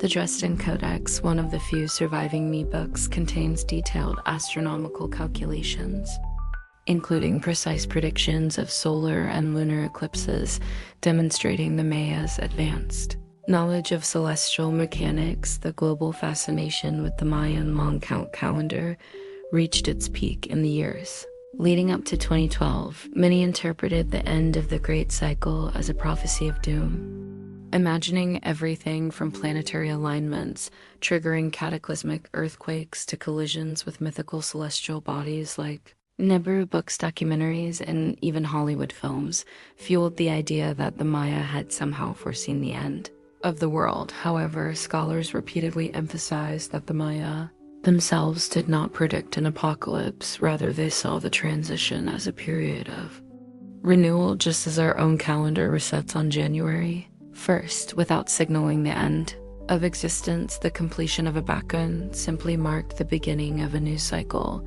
Some inscriptions suggest that the Maya anticipated future Bakun cycles, indicating they saw history continuing long beyond 2012. One such text from the site of Torero in modern-day Mexico refers to the transition of the 13th Bakun and the coming of a deity associated with change, but it does not predict catastrophe. Instead, it implies that the end of the cycle was a moment of cosmic realignment, much like the transition from one age to another in their mythological framework. While the doomsday fears of 2012 faded into history, the Mayan long count calendar remains one of the most fascinating achievements of the ancient world.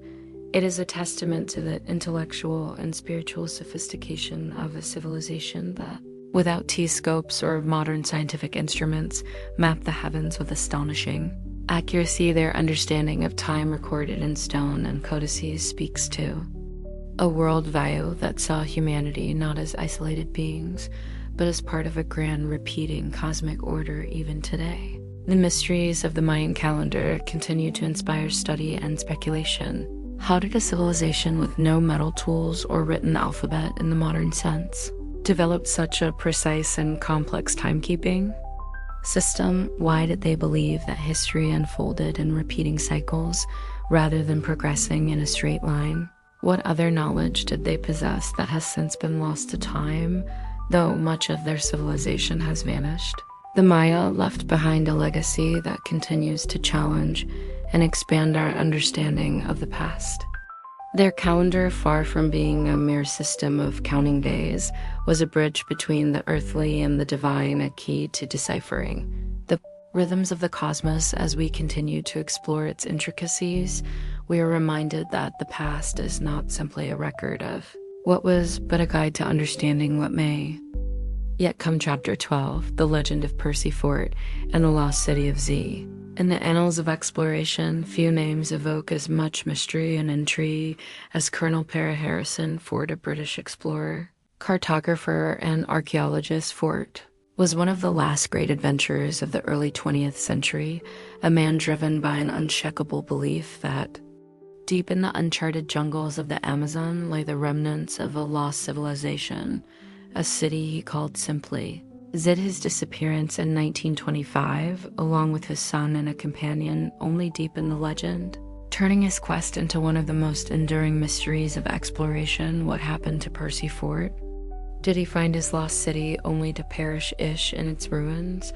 Or did the jungle itself swallow him, leaving nothing but rumors and speculation in his wake? Born in 1867, Percy Fort was a man of discipline and curiosity, an officer of the British Army with a passion for geography and exploration. He was trained in cartography at the Royal Geographical Society, RGS, and it was under their orders that he first set foot in South America in 1906. His early expeditions were largely concerned with mapping the dense, unmapped regions of the Amazon rainforest, particularly in Bolivia and Brazil, where he was tasked with defining national borders.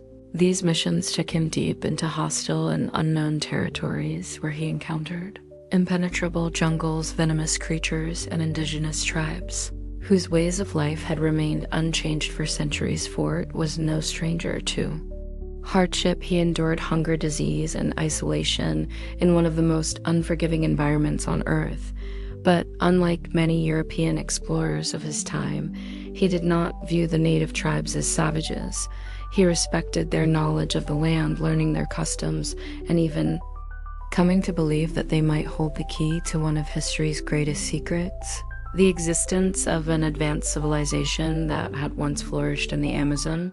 His belief in the lost city of Z was fueled by a mix of historical accounts, indigenous legends, and his own discoveries. European explorers had long spoken of grand cities hidden in the jungle, inspired in part by tales of El Dorado, the mythical city of gold that had driven conquistadors like Francisco de Orana and Gonzalo Pizarro into the depths of South America. But while El Dorado was largely dismissed as a fantasy fort believed there, was truth buried within the myths he had seen ancient urn mounds, pottery fragments, and evidence of complex sediments that hinted at something far greater than previously acknowledged. His theories were further reinforced when he came across an old Portuguese document known as Manuscript 512, housed in the archives of Rio de Janeiro's National Library. The manuscript, written in the 18th century by a Portuguese explorer, described in great detail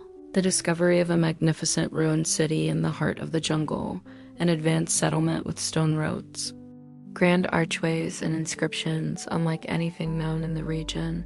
The city had been abandoned, its fate unknown, but its existence convinced Fawcett that South America's indigenous cultures were far more sophisticated than mainstream scholars believed. By the early 1920s, Fawcett was convinced that he had pieced together enough clues to finally locate Z. He proposed that the city was located somewhere in the Mato region of Brazil, hidden beyond the Xingu River, where few outsiders had ever dared to venture, unlike the popular image of lost cities made of gold and towering pyramids. Fawcett envisioned Z as a place of sophisticated but forgotten architecture, a jungle metropolis where a once thriving civilization had mastered agriculture, astronomy, and engineering. He theorized that its descendants might still exist there, knowledge preserved in isolated tribal societies that had remained untouched by modern civilization. In 1925, after years of planning, Fawcett embarked on what would be his final expedition, accompanied by his 21-year-old son Jack and Jack's best friend RL. He set out with only a small party, deliberately avoiding the large, well-funded expeditions that had failed before. He believed that a small group would be more likely to move undetected through the jungle and less likely to provoke hostility from indigenous tribes. He also carried with him a secretive air.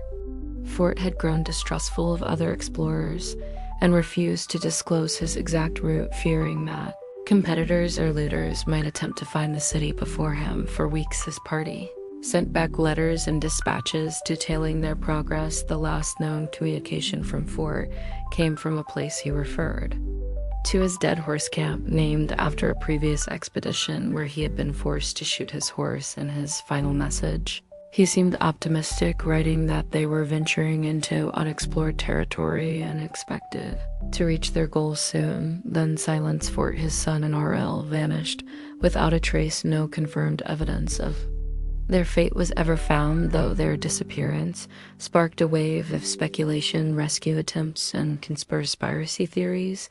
Some believed they had been killed by hostile tribes. Others thought they had succumbed to disease, starvation, or the many perils of the rainforest. There were even rumors that Fawcett had chosen to stay in the jungle, having found a hidden society and decided to live among them. Over the years, numerous expeditions set out to find clues to Fawcett's fate. Some explorers returned with claims that indigenous groups had spoken of white men being killed near their territory. Others reported finding artifacts or skeletons that might have belonged to the lost party, though none were conclusively identified. A few accounts suggested that Jack Fawcett might have survived for some time, either as a captive or an adopted member of a local tribe, but no solid proof ever surfaced despite the tragedy of his disappearance. Fawcett's vision of Z was not entirely misguided. In recent decades, archaeologists have uncovered evidence that advanced civilizations once thrived in the Amazon. The discovery of vast geoglyphs, massive geometric earthworks carved into the jungle floors, suggests that pre-Columbian societies engaged in large-scale agriculture and urban planning. Further research into the soil of the region has revealed traces of terra prua, or dark earth, an ancient technique of soil enrichment that allowed for sustainable farming in an environment Previously thought too hostile for large civilizations, these findings suggest that the Amazon may have supported complex societies far larger than previously imagined. While no city exactly matching Fawcett's description has been found, the discoveries of lost settlements, vast road networks, and large-scale engineered landscapes indicate that his instincts may have been right. At least in part, the Amazon was not an untouched wilderness, but a carefully managed environment home to civilizations that flourished long before the arrival of Europeans. The legend of Percy Fort and the lost city of Z continues to inspire adventurers, historians, and filmmakers alike. His story has become one of the great cautionary tales of exploration, an example of how the pursuit of the unknown can lead even the most experienced into oblivion. Yet his dream of a lost civilization remains tantalizing, not just because of its mystery, but because the truth may be far stranger than even he imagined. Did Ford find what he was looking for, only to perish before he could share his discovery with the world, or did he disappear into the jungle, becoming part of the very legend he sought to uncover? The Amazon keeps its secrets well, and unless new evidence emerges, the fate of Percy Fort will remain one of the greatest unsolved mysteries in the history of exploration. Chapter 13, the Codex Gigas, the Devil's Bible in the dimly lit chambers of an ancient monastery. A lone scribe toils under the flickering light of a candle, his quill scratching feverishly across the vast expanse of parchment. He works with an unnatural speed, transcribing sacred texts and forbidden knowledge alike, determined to complete his masterpiece. Legend has it that this was no ordinary monk, and this was no ordinary book. The Codex Gigas, or the Devil's Bible as it came to be known, is one of the most mysterious and ominous manuscripts in history. An enormous medieval tome, wrapped in myth, whispered curses, and due speculation, housed today in the National Library of Sweden. The Codex Gigas is a gargantuan manuscript measuring nearly 3 ft in height, 1 ft in width, and weighing an astonishing 165 pounds. Bound in thick leather with ornate metal fittings, it is the largest surviving medieval manuscript in the world. Its pages, crafted from the skins of approximately 160 animals, contain a vast collection of texts: the complete Latin Bible, medical treatises, records of exorcisms, and historical chronicles. But what truly sets it apart, what has cemented its infamy, is the presence of a massive, unsettling, full-page portrait of the devil himself, glaring outward from the ancient vellum with an eerie, almost hypnotic gaze. According to legend, the Codex Gigas was created under supernatural circumstances. The story tells of a 13th century Benedictine monk condemned to death for breaking his monastic vows. Desperate to avoid execution, he made a plea to his superiors. He would create a book so magnificent, so comprehensive in its knowledge, that it would bring eternal glory to the Mayan. Read the condition: he would complete it in a single night. The task was impossible by any human means, yet the monk set to work, writing feverishly as the hours slipped away. As midnight approached, realizing that he could never finish in time, he made a desperate bargain. He summoned Lucifer himself, offering his soul in exchange for the completion of the book. The devil accepted the bargain. In an instant, the book was finished. Its pages filled with perfectly inscribed text, illuminated in rich colors and gold leaf as a token of their contract. The devil inscribed his own portrait within its pages, a grotesque horned figure crouching against an empty background, his eyes gleaming with malevolent satisfaction. The monk, spared from execution, spent the rest of his days in silence, forever haunted by the presence of his infernal patron. Of course, history tells a different tale. While the legend of a pact with the devil is compelling, scholars believe the Codex Gigas was created in the early 13th century at the Benedictine monastery of Podolchit in what is now the Czech Republic. It was like all the work of a single scribe, possibly a monk known as Herman, the recluse who dedicated years, if not decades, to its completion. Analysis of the handwriting throughout the manuscript suggests Remarkable consistency, indicating that it was indeed written by one person rather than a team of scribes. The precision of the text, the intricate illuminations, and the sheer scale of the book speak to a level of craftsmanship that is almost superhuman. In its execution, one of the greatest mysteries of the Codex Gigas is how such a massive work could have been completed by a single. Individual modern scholars estimate that under normal circumstances, copying such a manuscript would have taken at least 20 to 30 years, possibly longer. The writing exhibits no visible signs of aging or changes in mood, which suggests an almost inhuman level of discipline, and consistency theories range from the plausible, such as the possibility that the scribe lived in isolation, dedicating his life entirely to the book, to the more fantastical, including the notion that some kind of supernatural influence aided its creation beyond its legends. The contents of the Codex Gigas are equally fascinating. The manuscript begins with a complete vulgar Bible, the Latin translation of the scriptures. This is followed by a collection of historical texts, including Josephus's Antiquities of the Jews, a chronicle of Bohemian history, medical text detailing remedies and illnesses, and even a guide to exorcisms.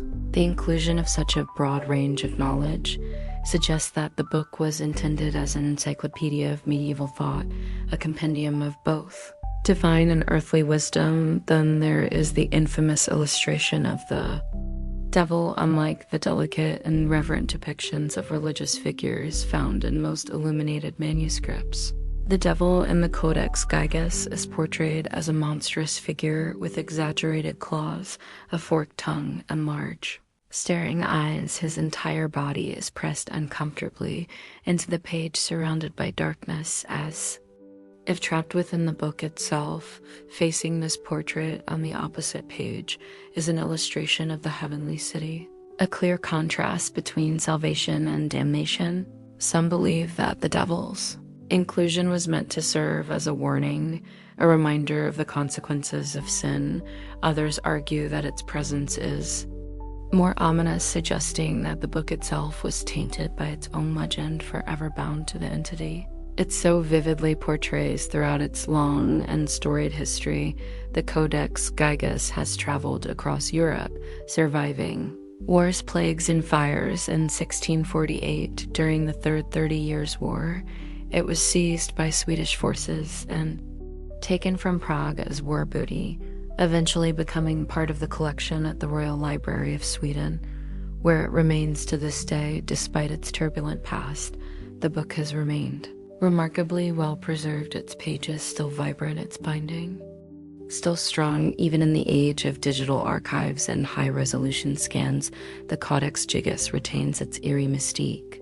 Many who have seen it in person describe an almost oppressive aura surrounding the manuscript, as if it carries with it an unseen weight, a presence beyond the ink and parchment. Some researchers claim that strange occurrences have been reported in its vicinity. Unexplained noises, flickering lights, and an uncheckable feeling of being watched. Whether these accounts are mere superstition or something more remains unknown. The Codex Gigas is more than just a book. It is a relic of medieval ambition, a monument to human endurance, and a vessel of both sacred and forbidden knowledge. It stands as a bridge between history and legend, between faith and fear, between the divine and the damned. Whether it was truly touched by dark forces or simply the work of an extraordinary individual, its legacy endures a whispered enigma in the halls of history as it rests under protective glass, its pages frozen in time.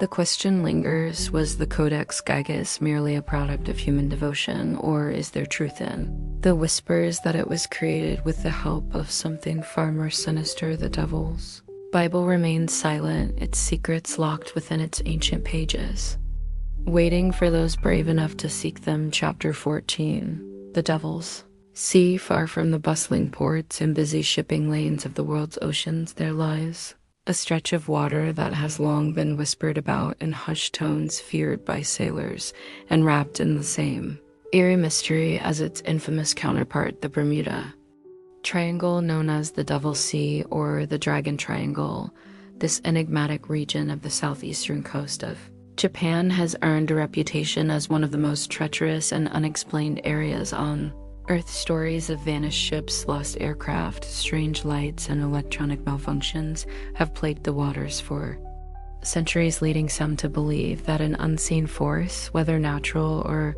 supernatural, lurks beneath the waves situated in the Pacific Ocean, roughly between the Japanese coast, the Mariana Trench, and the island of Guam. The Devil's Sea has been described as a vortex of unexplained phenomena. Much like the Bermuda Triangle in the Atlantic, the region is notorious for swallowing vessels without a trace, with distress calls mysteriously cut off and wreckage never recovered. Ancient legends tell of dragons rising from the sea, devouring entire fleets, while modern accounts speak of sudden whirlpools, rogue waves, and eerie electrical disturbances. Whether these stories are the product of fear and folklore or indicative of a deeper mystery remains a question that has puzzled researchers for decades. The legends of the Devil's Sea date back centuries, with some of the earliest records coming from Japan's own historical accounts. During the medieval period, Japanese sailors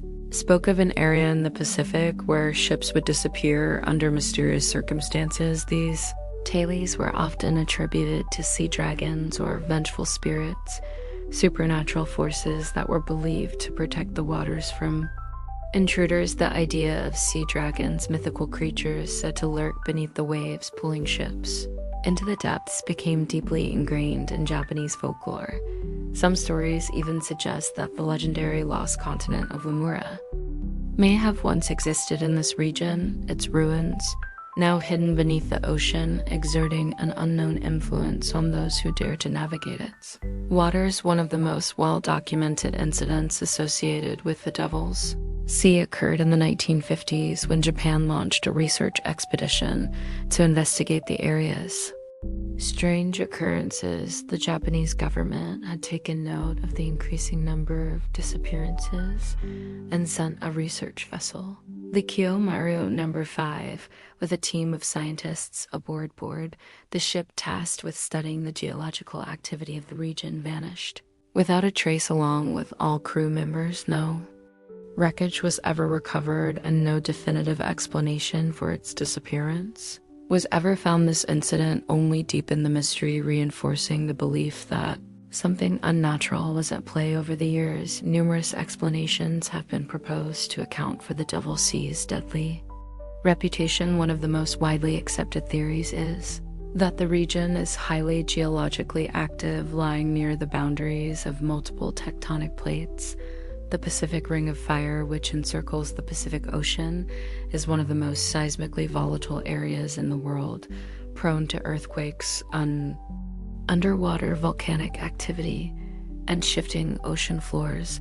These geological forces could be responsible for sudden seaquakes, capable of generating massive underwater disturbances that could easily capsize ships without warning. Another scientific theory suggests that methane hydrate deposits beneath the ocean floor could be playing a role in the disappearances. These deposits, when stabilized by seismic activity or temperature changes, can release massive amounts of gas, causing the water above them to lose buoyancy. Ships caught in such an event would find themselves sinking rapidly, as if swallowed by the sea itself. The sudden release of methane gas into the atmosphere could also interfere with aircraft engines, potentially leading to unexplained crashes. Others believe that electromagnetic anomalies in the region might be responsible for the strange occurrences. Some pilots and sailors have reported experiencing sudden compass malfunctions, navigation errors,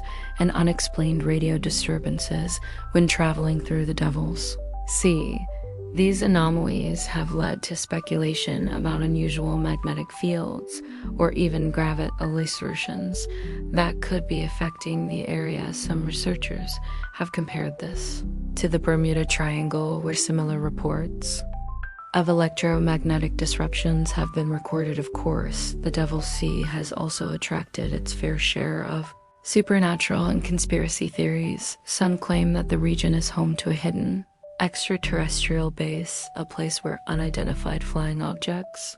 UFOs are frequently seen entering and exiting the ocean, the idea of underwater UFO bases.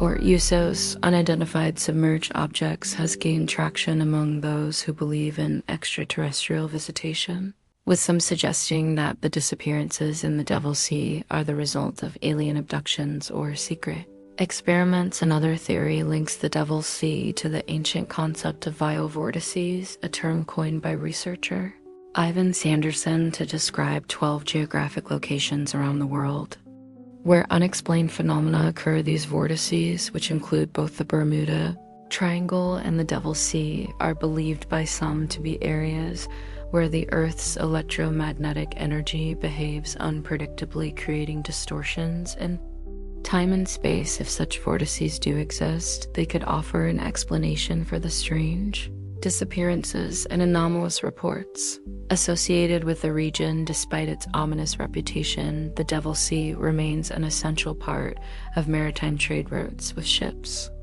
regularly passing through its waters. Advances in navigation technology, satellite monitoring, and seismic research have provided a greater understanding of the region's natural hazards, reducing the risk of unexplained disappearances. Yet for all the scientific explanations, the mystery of the Devil's Sea persists. There are still those who believe that the area holds secrets beyond the reach of conventional understanding, that the ocean is not just a vast and empty expanse, but a living entity with its own hidden forces. Perhaps the true power of the Devil's Sea lies not in the danger it presents, but in the way it continues to ignite human curiosity. The idea that there are still places on Earth where the unknown reigns supreme is both terrifying and thrilling. Whether the region's reputation is rooted in ancient fears, geological realities, or something more elusive, the Devil's Sea remains one of the great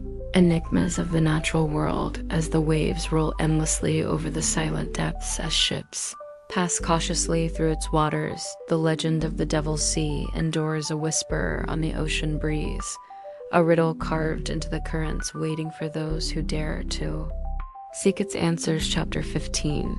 The walls of Sacsayhuamán, high in the Peruvian Andes overlooking the ancient city of Cusco, stand the megalithic ruins of Sacsayhuamán, an architectural marvel that continues to baffle archaeologists, engineers, and historians alike. The walls of this fortress temple complex are among the most extraordinary examples of stonework in the ancient world, composed of massive, perfectly fitted limestone blocks, some weighing over 200 tons. These stones, cut with near microscopic precision and assembled without the use of mortar, have withstood earthquakes, time, and conquest, remaining as a silent testament to the ingenuity of the Angkor civilization, or perhaps, according to some, an even older forgotten culture that predated them. Sacsayhuamán is often described as a fortress, but its true purpose remains a subject of debate. The Angkor, who ruled over a vast empire stretching from modern Ecuador to Chile, built Cusco as their capital, and Sacsayhuamán was positioned above the city like a crown. Some believe it served a defensive purpose, protecting Cusco from invaders. Others suggest it was a ceremonial or religious site aligned with the cosmos and used for rituals that honored the sun god. In the complex features vast open spaces, intricate terraces, underground chambers, and zigzagging walls that resemble the teeth of a great puma, an animal deeply sacred to the Ainu. What makes Sacsayhuamán truly astonishing is not just its scale, but the sheer impossibility of its construction. The largest stones in the complex weigh as much as a fully loaded Boeing 747, yet they were transported from quarries miles away across rugged mountainous terrain. Even with modern machinery, moving such stones would be an enormous challenge. How then did the Ainu or their predecessors achieve this feat? The precision with which these stones were cut and placed is so exact that a razor blade cannot be inserted between them. They are fitted together like an immense three-dimensional puzzle, locking into place without mortar, yet enduring for centuries without shifting. Mainstream archaeology suggests that the Angkor, despite their lack of Iron tools, wheels, or draft animals employed an advanced system of stone cutting and transportation. The prevailing theory is that they used a combination of hammerstones, leverage, and an ingenious system of ropes and wooden rollers to move and fit the blocks.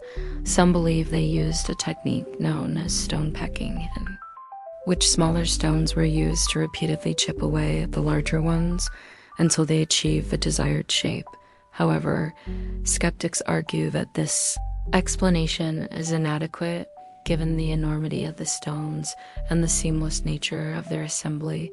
Some alternative researchers propose that an even older civilization, one predating the Inca by thousands of years, was responsible for the megalithic foundations of Sacsayhuamán. They point to the fact that the Incor themselves never claimed to have built the walls, instead attributing them to an earlier legendary people known as the Voltas. According to Andean mythology, the Vera cults were a race of godlike beings who emerged after a great flood and constructed incredible structures before mysteriously vanishing. Could Sacsayhuamán be the work of a lost civilization, one that possessed forgotten technologies, capable of shaping and moving massive stones with a level of skill that even modern engineers struggle to replicate? Further complicating the mystery is the fact that some of the stones appear to have been soft or molded into place rather than cut in the conventional sense.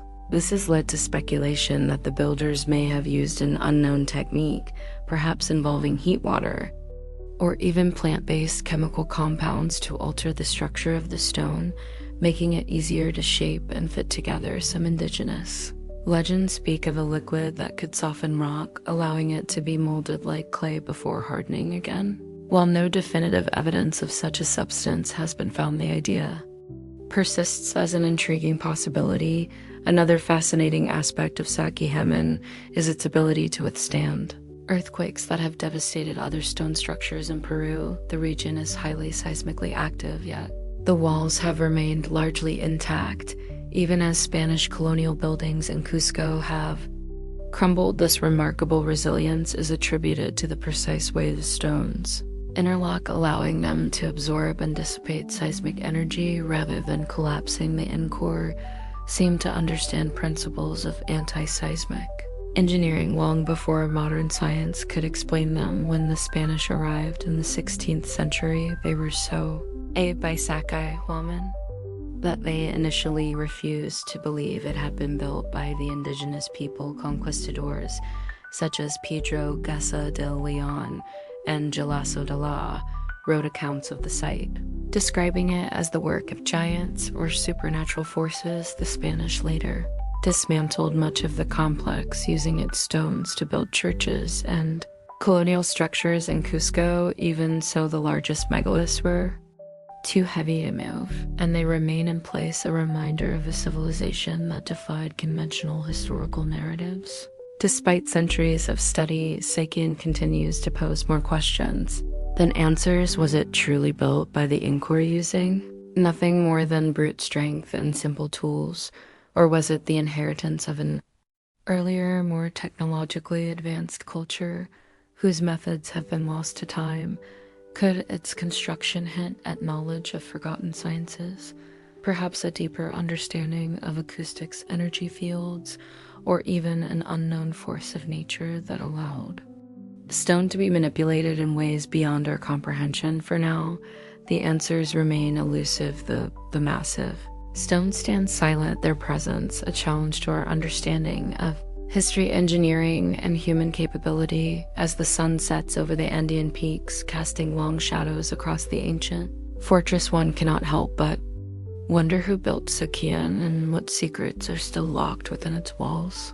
Chapter 16. The Norse silver coin in Maine. On the rugged shores of Maine, where the cold Atlantic waters meet the New England coast, a mysterious artifact was discovered, one that has sparked debates about the true extent of North exploration in North America. Known as the North Silver Coin of Maine, this small yet tantalizing piece of evidence has been at the heart of a long-standing question. Did the the seafaring warriors from Scandinavia venture far beyond their established settlements in Greenland and Newfoundland to explore the eastern seaboard of what would later become the United States. The story of the Norse coin begins in 1957 when amateur archaeologist Guy Melgren made a curious discovery on a Native American archaeological site in the town of Brooklyn, Maine, among the shells. Pottery fragments and stone tools typically associated with indigenous cultures. Malgren unearthed a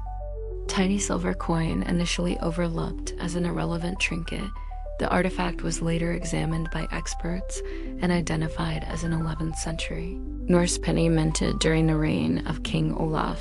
Kira of Norway, the coin is a typical example of Nor currency from that era, small and intricately stamped with runic designs. And the image of a cross, its discovery in Maine, however, was anything but typical. How had a piece of Norse silver minted in the medieval Scandinavian world found its way into the hands of Native Americans? In North America, theories range from the plausible to the fantastical, each adding another layer to the complex tapestry of early transatlantic exploration. One of the most straightforward explanations is that the coin was brought to Maine through trade. The Norse were known traders there long. Ships reaching as far as Constantinople and the Middle East. It is possible that the coin traveled through multiple intermediaries, passing from Norse hands to Inuit traders in Greenland and then along indigenous trade routes stretching into North America. The complex trade networks of pre-Columbian North America were extensive, and goods from distant lands could find their way across vast distances. In this scenario, the coin's presence in Maine would be less a sign of North settlement and more a testament to the interconnectedness of ancient peoples. Another theory suggests that the Norse themselves may have ventured farther south than traditionally believed. The Viking settlement at Lono Meadows in Newland, Canada, discovered in the 1960s and confirmed as a North site dating to around 1000 CE, demonstrates that the Vikings were capable of crossing the North Atlantic. If they reached Newland, could they not have sailed further down the coast? Norse sagas such as the Saga of the Greenlanders and the Saga of Eric the Red describe voyages to a place called Vinland, a fertile land to the southwest of Greenland. While Vinland is generally associated with Newfoundland, some researchers argue that the Norse may have explored farther south, reaching as far as New England or even beyond. Supporting this theory are the so-called Norse runestones and other artifacts purportedly found throughout North America, although many of these claims lack authentication or have been dismissed as hoaxes. The discovery of the Maine penny, however, stands apart due to its legitimate provenance and confirmation by experts, unlike other supposed Viking artifacts in North America. The Norse coin is a genuine piece of medieval Scandinavian currency minted during a known period of Norse exploration. Skeptics argue that the coin's presence in Maine may be the result of more recent accidental introduction. They propose that a modern collector or traveler could have lost the coin, which was then discovered out of context, leading to the assumption of pre-Columbian contact. This hypothesis, while plausible, fails to account for the coin's recovery from a stratified archaeological layer associated with indigenous artifacts, suggesting it was buried long before modern Europeans arrived in North America. Further complicating the mystery is the nature of Norse exploration itself. Unlike later European colonizers, the Vikings were not primarily interested in establishing long-term colonies. They often engaged in seasonal hunting, fishing, and trading expeditions, leaving behind few permanent structures. This transient nature makes it challenging to find definitive archaeological evidence of their presence beyond established sites like El Meadows. If the Norse did explore parts of New England, they may have left little more than scattered artifacts and oral traditions. Absorbed into indigenous cultures, the discovery of the Norse coin in Maine raises intriguing questions about the extent and impact of Norse exploration in North America. Did the Vikings establish trading relationships with Native Americans, exchanging metal goods, tools, or other items in return for local resources? How did indigenous peoples perceive these foreign visitors? whose ships and weapons would have seemed both alien and formidable? Did the Norse introduce new technologies or cultural practices to the native populations, leaving a legacy now lost to history, while the Norse coin remains one of the most compelling pieces of evidence for pre-Columbian European contact in New England? It is not the only artifact to challenge conventional narratives. Other discoveries, such as the Newport Tower in Rhode Island and the Kensington Runestone in Minnesota, have been cited as possible Viking relics, though their authenticity is hotly debated. Unlike these contentious artifacts, the Norse coin is universally acknowledged as genuine, placing it in a unique position within the discussion of early exploration. Regardless of the coin's origins, its discovery in Maine serves as a potent symbol of the interconnectedness of ancient cultures we carried by Norse explorers themselves, or through a chain of indigenous traders. The silver penny represents a tangible link between two distant worlds, separated by thousands of miles of ocean and centuries of history. It is a reminder that the early history of the Americas is far more complex than a simple tale of European discovery following Columbus. Voyages in 1492, the Norse silver coin of Maine. Time and space, if such vortices do exist, they could offer an explanation for the strange disappearances and anomalous reports associated with the region. Despite its ominous reputation, the Devil's Sea remains an essential part of maritime trade routes, with ships regularly passing through its waters. Advances in navigation technology, satellite monitoring, and seismic research have provided a greater understanding of the region's natural hazards, reducing the risk of unexplained disappearances. Yet, for all the scientific explanations, the mystery of the Devil's Sea persists. There are still those who believe that the area holds secrets beyond the reach of conventional understanding, that the ocean is not just a vast and empty expanse, but a living entity with its own hidden forces. Perhaps the true power of the Devil's Sea lies not in the danger it presents, but in the way it continues to ignite human curiosity. The idea that there are still places on Earth where the unknown reigns supreme is both terrifying and thrilling. Whether the region's reputation is rooted in ancient fears, geological realities, or something more elusive, the Devil's Sea remains one of the great enigmas of the natural world, as the waves roll endlessly over the silent depths as ships pass cautiously through its waters. The legend of the Devil's Sea endures a whisper on the ocean breeze, a riddle carved into the currents, waiting for those who dare to seek its answers. Chapter 15. The walls of Sacsayhuamán in the Peruvian Andes, overlooking the ancient city of Cosos, stand the megalithic ruins of Sacsayhuamán, an architectural marvel that continues to baffle archaeologists, engineers, and historians alike. The walls of this fortress temple complex are among the most extraordinary examples of stonework in the ancient world, composed of massive, perfectly fitted limestone blocks, some weighing over 200 tons. These stones, cut with near microscopic precision and assembled without the use of mortar, have withstood earthquakes, time, and conquest, remaining as a silent testament to the ingenuity of the Inca civilization, or perhaps, according to some, an even older forgotten culture that predated them. Sacsayhuamán is often described as a fortress, but its true purpose remains a subject of debate. The Inca, who ruled over a vast empire stretching from modern Ecuador to Chile, built Cusco as their capital in Sacsayhuamán was positioned above the city like a crown.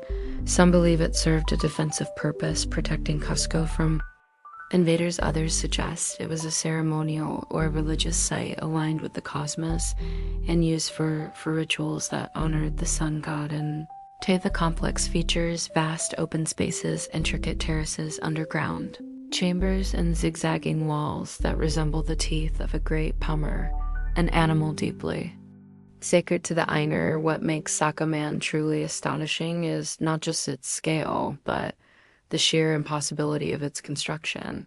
The largest stones in the complex weigh as much as a fully loaded Boeing 747, yet they were transported from quarries miles away across rugged mountainous terrain, even with modern machinery. Moving such stones would be an enormous challenge. How then did the Ainu or their predecessors achieve this feat? The precision with which these stones were cut and placed is so exact that a razor blade cannot be inserted. Between them, they are fitted together like an immense three-dimensional puzzle, locking into place without mortar, yet enduring for centuries. Without shifting, mainstream archaeology suggests that the Inca, despite their lack of iron tools, wheels, or draft animals, employed an advanced system of stone cutting and transportation. The prevailing theory is that they used a combination of hammerstones, leverage, and an ingenious system of ropes and wooden rollers to move and fit the blocks.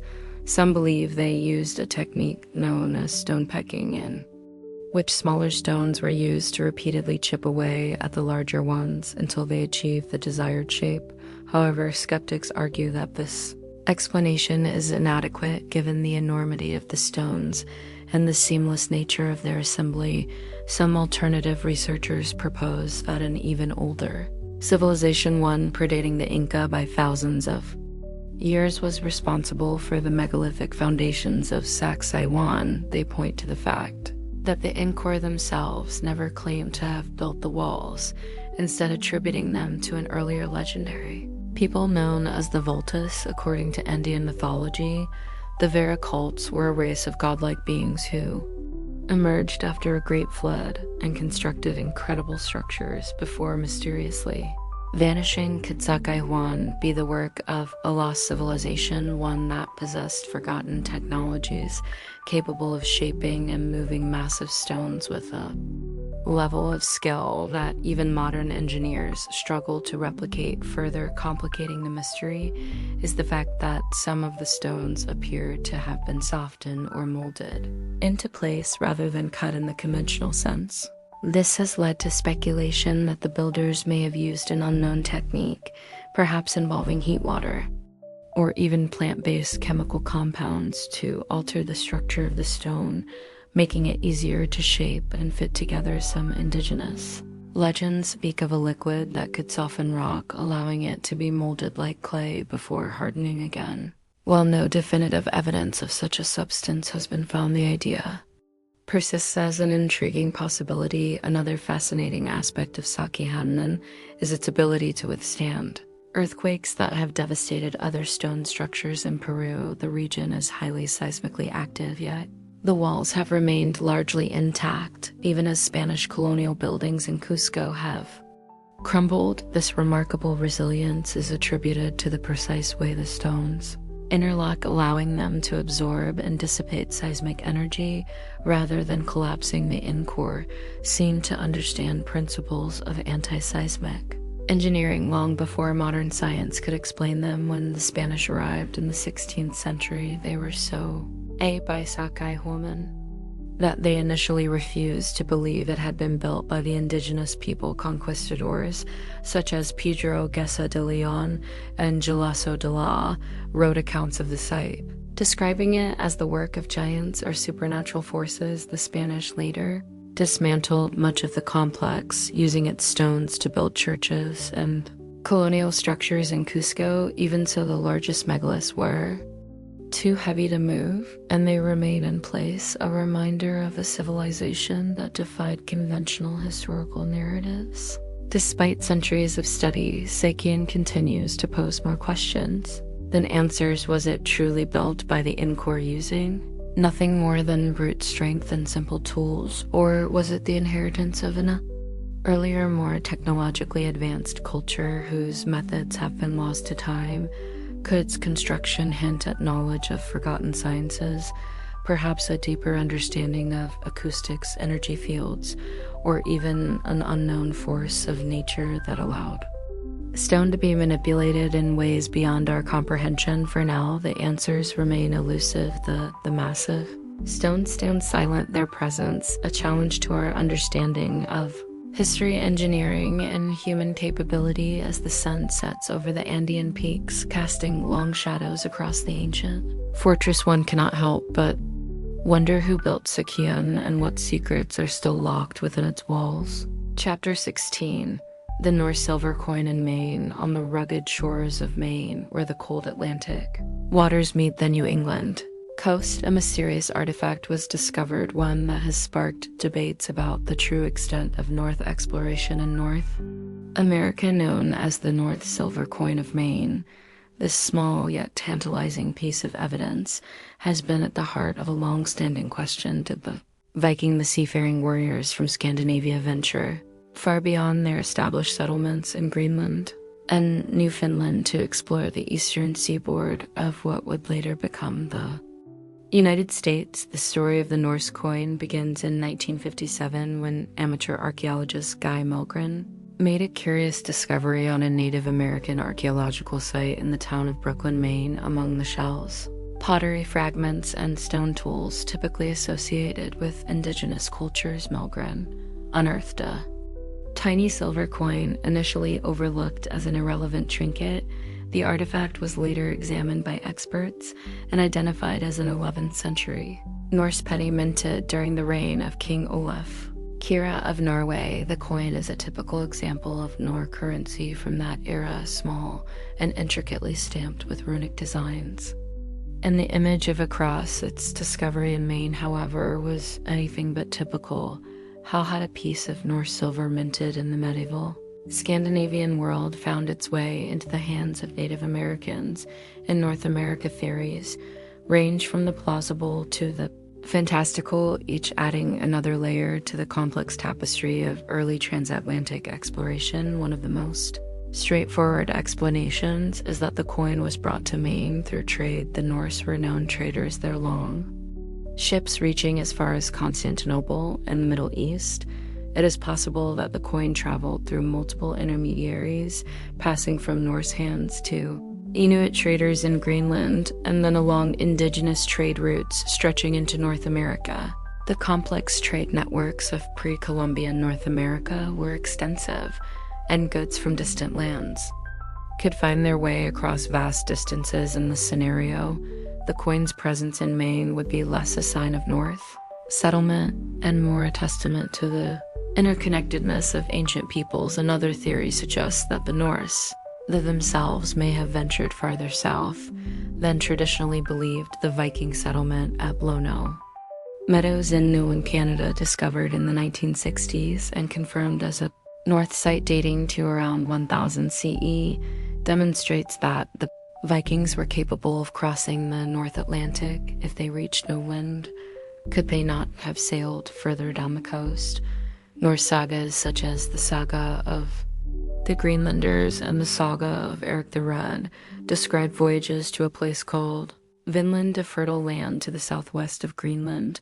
While Vinland is generally associated with Newfoundland, some researchers argue that the Norse may have explored farther south, reaching as far as New England or even beyond. Supporting this theory are the so-called Norse runestones and other artifacts purportedly found throughout North America, although many of these claims lack authentication or have been dismissed as hoaxes. The discovery of the Maine penny, however, stands apart due to its legitimate provenance and confirmation by experts, unlike other supposed Viking artifacts in North America. The Norse coin is a genuine piece of medieval Scandinavian currency, minted during a known period of Norse exploration. Skeptics argue that the coin's presence in Maine may be the result of more recent accidental introduction. They propose that a modern collector or traveler could have lost the coin, which was then discovered out of context, leading to the assumption of pre-Columbian contact.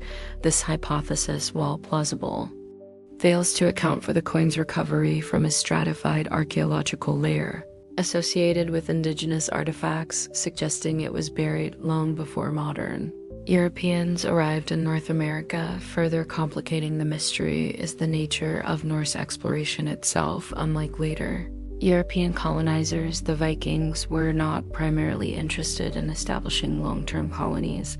They often engaged in seasonal hunting, fishing, and trading expeditions, leaving behind few permanent structures. This transient nature makes it challenging to find definitive archaeological evidence of their presence beyond established sites like Meadows. If the Norse did explore parts of New England, they may have left little more than scattered artifacts and oral traditions. Absorbed into indigenous cultures, the discovery of the Norse coin in Maine raises intriguing questions about the extent and impact of Norse exploration in North America. Did the Vikings establish trading relationships with Native Americans, exchanging metal goods, tools, or other items in return for local resources? How did indigenous peoples perceive these foreign visitors, whose ships and weapons would have seemed both alien and formidable? Did the Norse introduce new technologies or cultural practices to the native populations, leaving a legacy now lost to history, while the Norse coin remains one of the most compelling pieces of evidence for pre-Columbian European contact in New England? It is not the only artifact to challenge conventional narratives. Other discoveries, such as the Newport Tower in Rhode Island and the Kensington Runestone in Minnesota, have been cited as possible Viking relics, though their authenticity is hotly debated. Unlike these contentious artifacts, the Norse coin is universally acknowledged as genuine, placing it in a unique position within the discussion of early exploration, regardless of the coin's origins. Its discovery in Maine serves as a potent symbol of the interconnectedness of ancient cultures we carried by Norse explorers themselves, or through a chain of indigenous traders. The silver penny represents a tangible link between two distant worlds, separated by thousands of miles of ocean and centuries of history. It is a reminder that the early history of the Americas is far more complex than a simple tale of European discovery following Columbus' voyages in 1492. The Norse silver coin of Maine remains an enigma, a small but significant artifact that challenges our understanding of the past as it rests in a museum display case. Its worn edges and faded designs speak to a journey that transcends time and space, connecting the rocky shores of Scandinavia with the forests of New England. The story of the coin is not just a story of exploration, but a testament to the enduring human desire to reach beyond the horizon, to make contact with the unknown, and to leave a mark on the world that outlasts the passage of centuries. Chapter 17, Roopkund Lake. The skeleton lake of the Himalayas, high in the desolate reaches of the Indian Himalayas, where the air is thin and the landscape is as unforgiving as it is breathtaking, lies a glacial lake that holds one of the most unsettling mysteries in human history. Pund Lake, known as the Skeleton Lake, is a place where the past is not buried beneath the earth, but rather exposed, scattered along the shores, ennobled in ice, or submerged just beneath the frozen waters. Here, at an altitude of over 16,000 feet, hundreds of human skeletons have been found, their origins uncertain, their fate unknown. It is a site of death on a massive scale, and yet no battle was fought here. No ancient city once stood on its banks, and no written record explains the existence of these skeletal remains. How did they come to be here at the roof of the world, and what caused their demise? The story of Roopkund has been passed down through generations of Himalayan villages, woven into legend and myth. According to local folklore, the lake is the resting place of a long-forgotten King Raja Javal and his retinue, who once set out on a grand pilgrimage to pay homage to the goddess Nanda Devi. The tale speaks of a monarch whose arrogance led to his downfall, his entourage traveling with dancers and musicians allegedly disturbed the sacred silence of the mountains, angering the goddess in divine retribution. A catastrophic storm was sent upon them, striking them down one by one and leaving their bodies to be swallowed by the snow and ice. For centuries, this story remained just that, a legend whispered by the people of Awand and recounted by those who traversed the treacherous mountain passes. It wasn't until 1942 that Reuben's chilling secret was uncovered in a way that the modern world could no longer ignore. A British forest ranger named H.K. Wall stumbled upon the site while conducting a routine survey of the region. What he found was horrifying: hundreds of skeletal remains, many still with flesh clinging to their bones, eerily well preserved in the frozen environment. Some lay exposed along the lake's edge, while others were visible through the transparent ice, staring up as if trapped in the moment of their birth. Deaths at first, British authorities feared that the remains might belong to Japanese soldiers attempting a clandestine invasion of India. During World War II, the British, concerned about potential enemy activity in the region, launched an investigation only to discover that the bones were far older than any recent military conflict over the decades.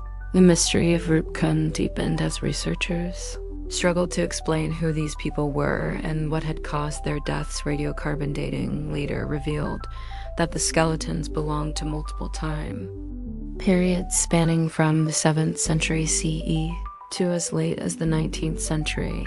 This finding shattered the theory that all of the individuals had perished in a single catastrophic event and suggested that Roopkund may have been a site of death for various groups over the centuries. But why was drawing people to this remote, inhospitable place only for them to never return? The most widely accepted theory is that Roopkund was part of an ancient pilgrimage route, one that led devout travelers through the mountains to sacred shrines, the Nanda De Raya pilgrimage. Still practiced today in the region, involves a trade journey through the Himalayas in honor of the goddess Nanda Devi, who is believed to be an incarnation of Parvati, the consort of Shiva, every 12 years. Worshippers embark on a grueling weeks-long trek, retracing the steps of pilgrims. Past, it is entirely possible that groups of pilgrims traversing the harsh and unpredictable mountain terrain met their fate at Roopkund, whether from exposure, avalanches, or other environmental hazards. However, the manner of their deaths suggests something more violent. More sudden studies of the skeletons revealed a curious and unsettling pattern. Many of the skulls bore deep fractures consistent with blunt force trauma. The injuries were not the type inflicted by weapons, nor did they appear to result from BS or animal attacks. Instead, forensic analysis suggested that the victims had been struck by something large, hard, and falling from above. This led researchers to an astonishing conclusion: the people at Roopkund had been killed by a massive hailstorm. The scientific explanation appears to align with the ancient legend. According to meteorological studies, it is possible for sudden severe hailstorms to occur at high altitudes, particularly in the unpredictable Himalayan climate. Some of the hailstones in these storms can reach the size of cricket balls, large enough to cause fatal injuries. If a group of travelers had been caught in such a storm with no shelter in the open landscape, they would have had little chance of survival. Yet, even this explanation does not fully account for all of the mysteries surrounding. Pruned DNA analysis of the skeletons has yielded unexpected results, further complicating the narrative. The remains belong to distinct groups of people, including individuals of South Asian descent, and strangely those with genetic markers most commonly associated with Mediterranean populations, particularly those from Greece and Syria. How did people from such distant parts of the world find their way to the remote Himalayas? Were they traders, explorers, or mercenaries? Could this be evidence of an ancient forgotten connection between Europe and the Indian subcontinent? There are those who believe Roopkund may hold an even deeper mystery. Some theorists propose that the lake might have been an ancient sacrificial site where victims were offered to the gods, either as part of a long-forgotten ritual or as a desperate act of appeasement during times of hardship. While there is no direct evidence to support this, the presence of ritualistic objects at the site, such as wooden artifacts and remnants of jewelry, suggests that Roopkund had spiritual significance beyond that of a simple mountain pass. Adding to the enigma is the eerie way the lake reveals its dead. For most of the year, Pund is frozen over, concealing its secrets beneath layers of ice, but during warmer months, as the ice melts, the water recedes and the skeletons begin to resurface, bones littering the shoreline, skulls peering out from the melting frost. It is a haunting spectacle, as if the dead are reaching out from the past, demanding that their story be heard, despite the wealth of forensic analysis. Radiocarbon dating and genetic studies, Roopkund remains a place of unanswered questions, while science has provided partial explanations. The full truth of what happened in this remote Himalayan lake may never be fully understood. Did the victims all perish in separate incidents, or was there an unknown factor that drew them to this place only to seal their fate? What compelled people from distant lands to travel here? And how many more secrets lie beneath the ice, waiting to be uncovered? As the years pass, Roopkund continues to draw researchers, trekkers, and spiritual seekers. Alike, scientists probe its depths with advanced technology, trying to decipher its hidden past, while local villagers continue to revere it as a sacred place tied to the legends of their ancestors. The skeleton lake stands as both a historical riddle and a chilling reminder of nature's unforgiving power, a frozen graveyard that whispers of forgotten journeys, lost souls, and mysteries that refuse to be buried. Chapter 18. The Kusa event. On the morning of June 30th, 1908, an explosion of unimaginable force tore through the remote wilderness of Siberia. In an instant, 800 square miles of forest near the Padam, Manaya Tunguska River were obliterated, trees flattened in a radial pattern extending for miles. In every direction, eyewitnesses scattered across the region spoke of a blinding fireball streaking across the sky, followed by an ear-shattering shock wave that shattered windows and knocked people off their feet. The explosion was so powerful that it was detected as far away as Europe, shaking seismographs and sending atmospheric disturbances around the world. Yet, despite the overwhelming evidence of destruction, no impact was ever found. The Tunguska event remains one of the most perplexing mysteries in scientific history, an unsolved cosmic enigma that continues to fuel speculation, debate, and intrigue over a century later. The first recorded accounts of the event come from the indigenous Yankee people and Russian settlers living in Siberia, who described a sudden fiery object tearing through the sky early that morning.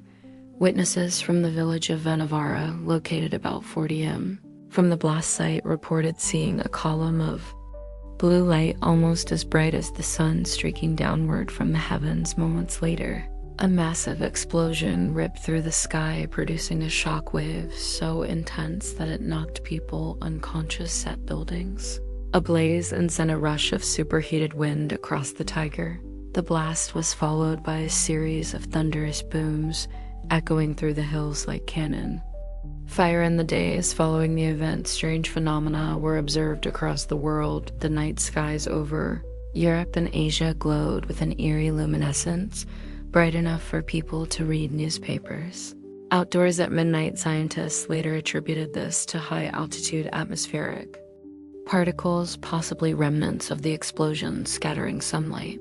But in 1908, with no immediate explanation, the event was shrouded in mystery, its true nature unknown. For nearly 2 decades, no one ventured to investigate the site of the blast. Siberia, vast and sparsely populated, made access to the region difficult, and Russia was undergoing political turmoil. It wasn't until 1927 that a Soviet scientific expedition led by mineralist Leonid Kulik made the first attempt to uncover the truth about Tunguska. When Kulik and his team arrived, they found a scene of absolute devastation. An entire forest had been leveled with trees lying in a circular pattern, all pointing away from the epicenter. The only standing trees were those at the very heart of the blast zone, stripped bare of their branches and bark, eerily resembling the charred telephone poles of Hiroshima decades later. Despite the cataclysmic destruction, there was no crater, no sign of an impact, and no metallic debris typical of a meteorite strike. Instead, Kulik and his team found strange anomalies, melted patches of earth, evidence of extreme heat, and soil with unusually high levels of magnetized particles. The lack of an impact crater suggested that whatever had caused the explosion had detonated in the air several miles above the surface, unleashing a force estimated to be between 10 and 30 megatons, comparable to the largest high hydrogen bombs ever tested, the prevailing scientific theory today is that the Tunguska event was caused by an airburst emitter explosion of a comet or asteroid, likely 160 to 200 feet in diameter as the object entered Earth's atmosphere at tens of thousands of Melfit, would have experienced rapidly increasing pressure and temperature, causing it to detonate at an altitude of 5 to 10 mi above the ground. The resulting explosion released energy equivalent to 1,000 Hiroshima bombs, flattening the forest below.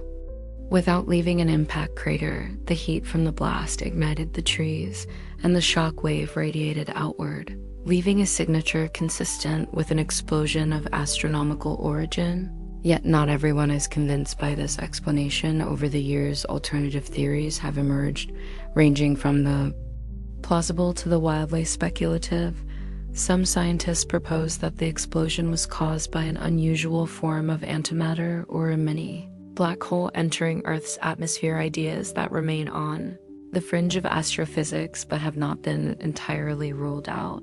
Others suggest that Tunguska was the result of an underground methane explosion triggered by natural gas deposits escaping from the Siberian permafrost, though this fails to explain the eyewitness accounts of a fireball streaking through the sky. Among the more exotic theories is the notion that the Tusser event was caused by extraterrestrial intervention. Some researchers have speculated that an alien spacecraft might have exploded in the atmosphere, either due to a malfunction or as a controlled act to prevent a larger catastrophe. Proponents of this idea point to the lack of a crater, the strange magnetized particles found at the site, and the sheer precision of the explosion's aerial detonation. Soviet engineer Alexander Kazan even suggested that the blast was caused by a nuclear-powered alien vessel, drawing comparisons to the effects of nuclear weapons decades before the atomic bomb became a reality.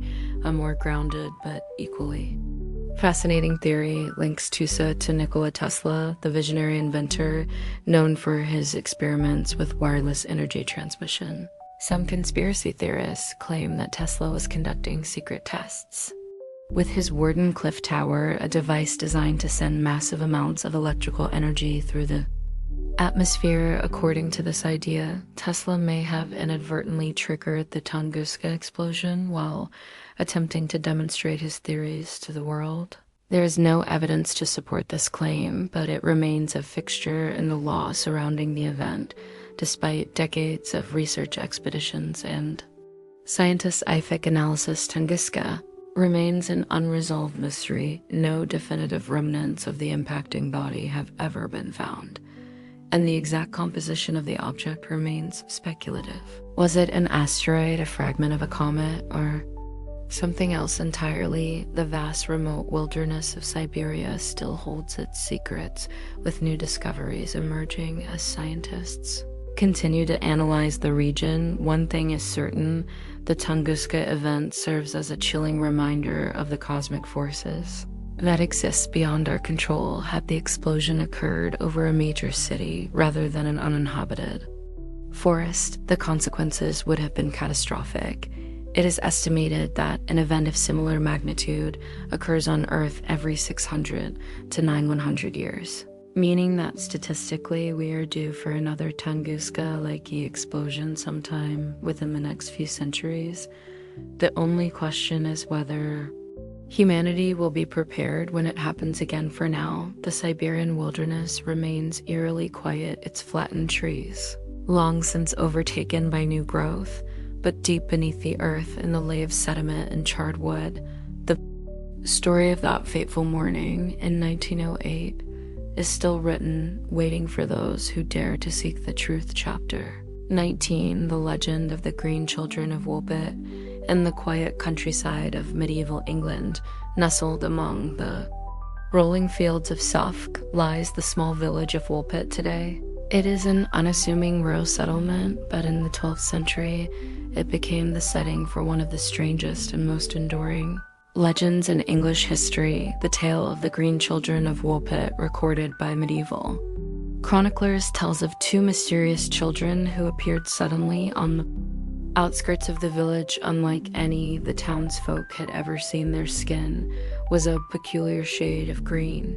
They spoke an unknown language, and they seemed utterly bewildered by their surroundings. Over the centuries, the story has captivated historians, folklorists, and paranormal researchers alike, giving rise to theories that range from lost travelers and secret underground civilizations to extraterrestrial origins. The earliest known accounts of the Green Children come from two medieval chroniclers, Ralph of Cogassa, an abbot and historian, and William of Newburgh, a monk who documented many strange occurrences of his time. Their records suggest that the events took place during the reign of King Stephen, 1135 to 1154, or possibly during the early years of Henry II, 1154 to 1189, according to the accounts. The two children, a boy and a girl, were discovered by reapers working the fields near the village.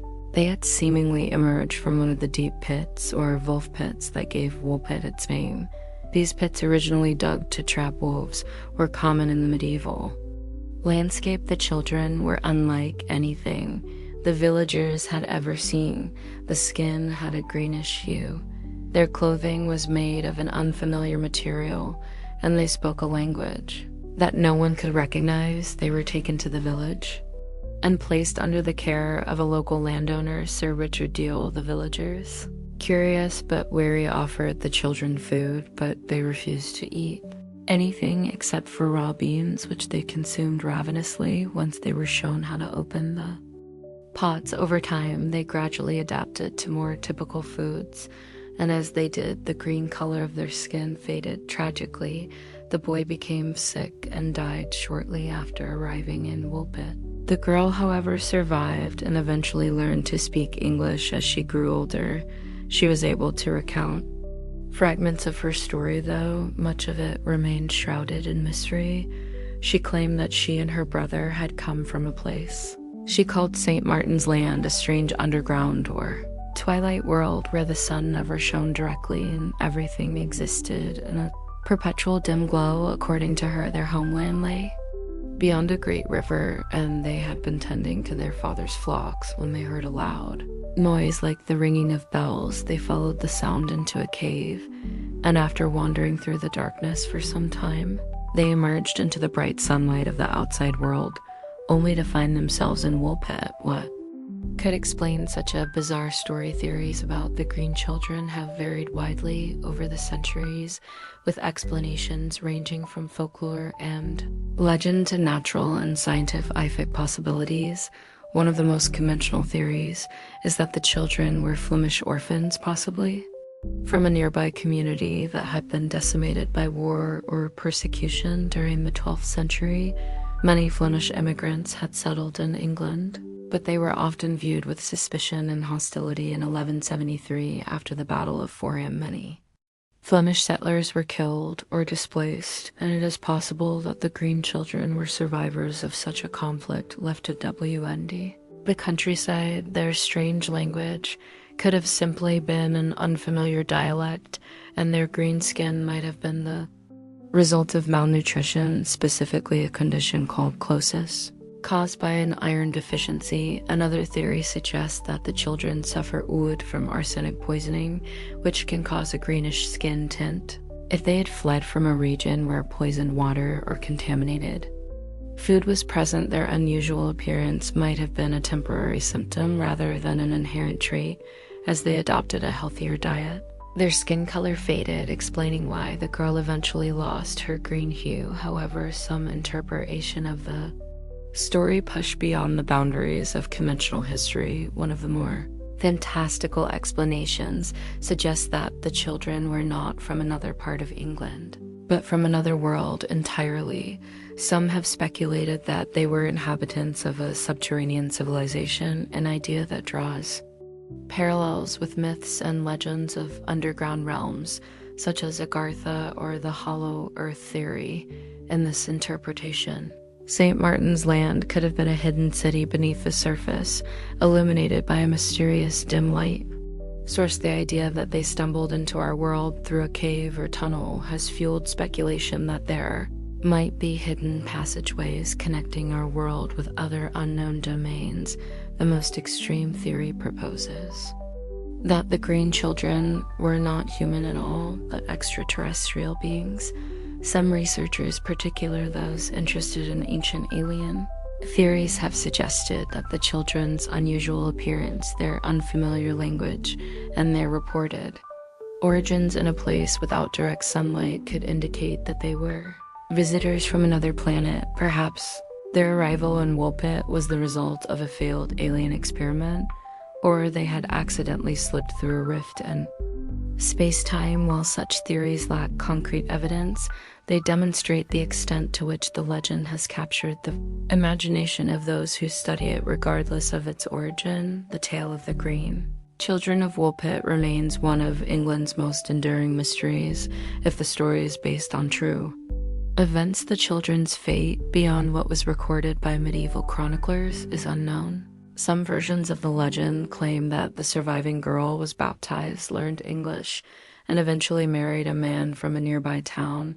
There are even claims that she had descendants, though no verifiable genealogical records support this. Whether one views the Green Children as real historical figures or merely as folklore passed down through the centuries, their story continues to fascinate and intrigue. If they were indeed refugees from war, their tale speaks to the challenges of cultural misunderstanding and survival in an unfamiliar land. If they were victims of disease or malnutrition, their tragic fate serves as a reminder of the harsh realities of medieval life.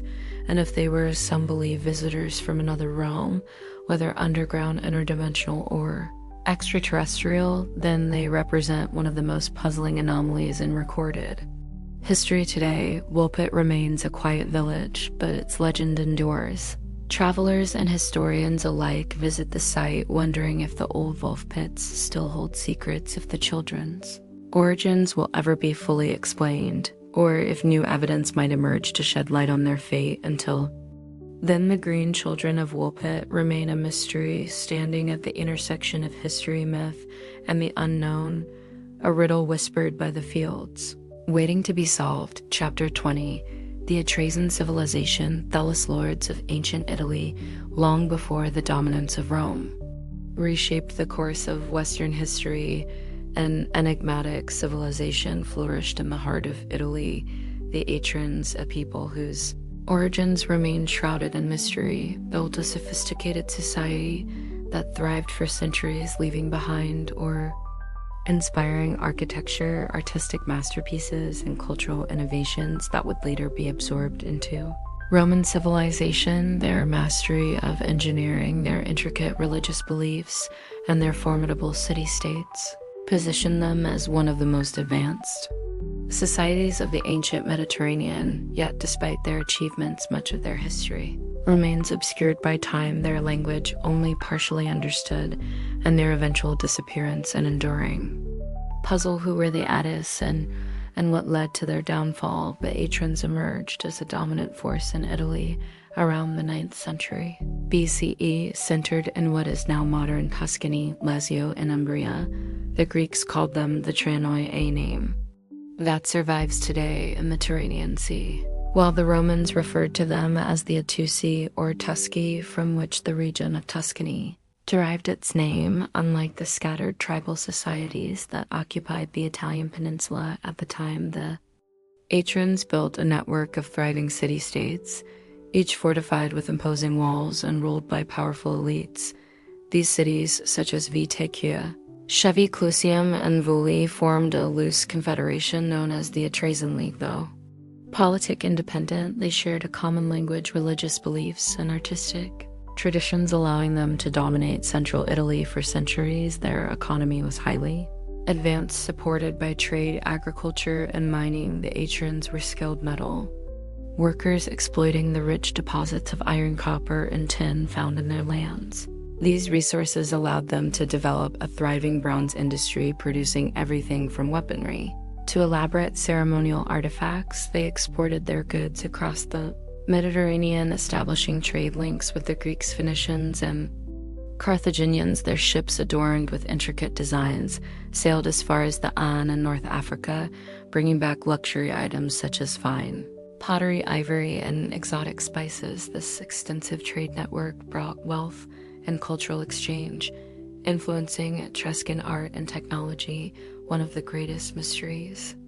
Surrounding the Atrians is their origin. Theories about their ancestry have been debated for centuries. The Greek historian Herodotus claimed that the Atrians were originally from Lydia in Asia Minor and had migrated to Italy by sea. This theory was based on similarities between Ruskin and Lydian religious practices and burial customs. However, another ancient historian, Dionysius of Halicarnassus, argued that the Atrians were indigenous to Italy, evolving from earlier Italic cultures. Modern genetic studies have added complexity to the debate. While some evidence suggests links to the Eastern Mediterranean, DNA analysis also indicates that the Atrians shared close genetic ties with the Villanovan culture, an early Iron Age people of Italy. This suggests that they may have been a native Italic population that is developed under heavy external influences despite their sophisticated culture. The Atrians never formed a unified empire. Instead, their civilization consisted of a confederation of city-states, each governed by a ruler known as a Luke. These rulers held both political and religious authority, often serving as high priests and military leaders. Unlike Rome, which eventually united under a centralized government, the Etruscan League remained a loose alliance bound by common traditions, rather than a single governing body. This political fragmentation would later make them vulnerable to external threats, particularly from the rising power of Rome. The Atrians were extraordinary engineers and urban planners, developing innovations that would later be credited to the Romans. They built paved roads, aqueducts, and drainage systems that transformed the landscape of central Italy. One of their greatest achievements was the reclamation of marshlands, which allowed for agricultural expansion and urban growth. The famous Cacca Maxima Rome's ancient sewer system is believed to have been influenced by Etruscan engineering techniques. They also constructed vast underground tombs, some of which remain remarkably well preserved, adorned with intricate frescoes that depict scenes of feasting, music, and the afterlife. Religion played a central role in Etruscan society, shaping every aspect of their daily lives. They believed that the will of the gods could be understood through divination, particularly by interpreting natural signs. One of their most renowned religious practices was heresy, the reading of animal entrails, especially livers, to predict the future. This practice was later adopted by the Romans, who retained Etruscan priests for centuries to perform these sacred rituals. The Atrians also believed in the influence of celestial events on human affairs and developed an elaborate system of ori, using the flight patterns of birds to determine divine favor. Ruskin art and architecture reveal a culture deeply influenced by both the Greeks and the Near East, yet uniquely its own. Their pottery, metalwork, and sculptures display an exceptional level of craftsmanship, often depicting mythological themes and elaborate decorative motifs. Unlike Greek or Roman sculptures, which emphasized realism, Rusyn art retained a stylized, almost otherworldly quality. Their burial sites, such as those found in Tarya and Kerry, contain elaborate chamber tombs, some resembling miniature houses with carved furniture and painted walls. These tombs suggest a strong belief in an afterlife where the dead would continue to engage in the pleasures of life. Ruskin women held a higher status than their counterparts in Greek and Roman society. Unlike Greek women, who were largely confined to the home, Ruskin women participated in public life, dined alongside men, and even held positions of influence. This relative equality shocked Greek historians, who viewed Etruscan society as scandalously progressive. The presence of female names on tomb inscriptions and dedications suggests that women had a significant role in both religious and civic life, despite their power and influence. The Atrians could not withstand the growing dominance of Rome in the 4th century BC. The Romans began a campaign To conquer the Etruscan city-states, the decisive turning point came in 396 BC when Rome captured Veii after a prolonged siege. Over the next 2 centuries, one by one, the remaining Etruscan cities fell under Roman control. By the 1st century BC, the Etruscans had been fully assimilated into Roman society, their language fading, their traditions absorbed, and their once great civilization effectively erased. Yet the legacy of the Etruscans lived on through Rome. Many of Rome's foundational traditions, from religious rituals to military symbols, were inherited from their enigmatic predecessors, the phases.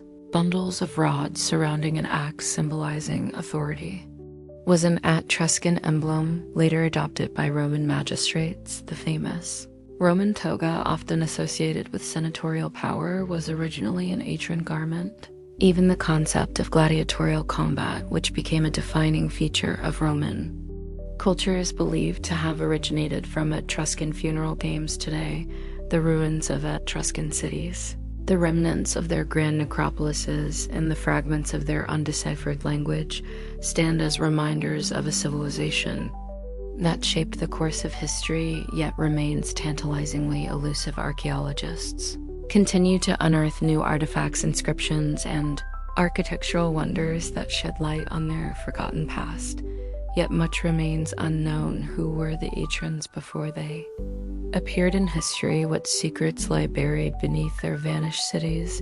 And how much of their knowledge and wisdom was lost with their assimilation into Rome? The Etruscans remain one of antiquity's great enigmas, a civilization that rose to power, influenced an empire, and then disappeared, leaving behind only whispers of their true story. Until more discoveries are made, they will continue to haunt the pages of history, a shadowy force that shaped the world in ways we are only beginning to understand. Chapter 21, The Taured Mystery, the man from nowhere. Among the many strange and unexplained incidents in modern history, few are as perplexing as the case of the man from Taured, often referred to as a possible case of interdimensional travel, a government cover-up, or even a glitch in reality itself. The story revolves around a mysterious traveler who arrived at a Japanese airport in the 1950s only to disappear without a trace.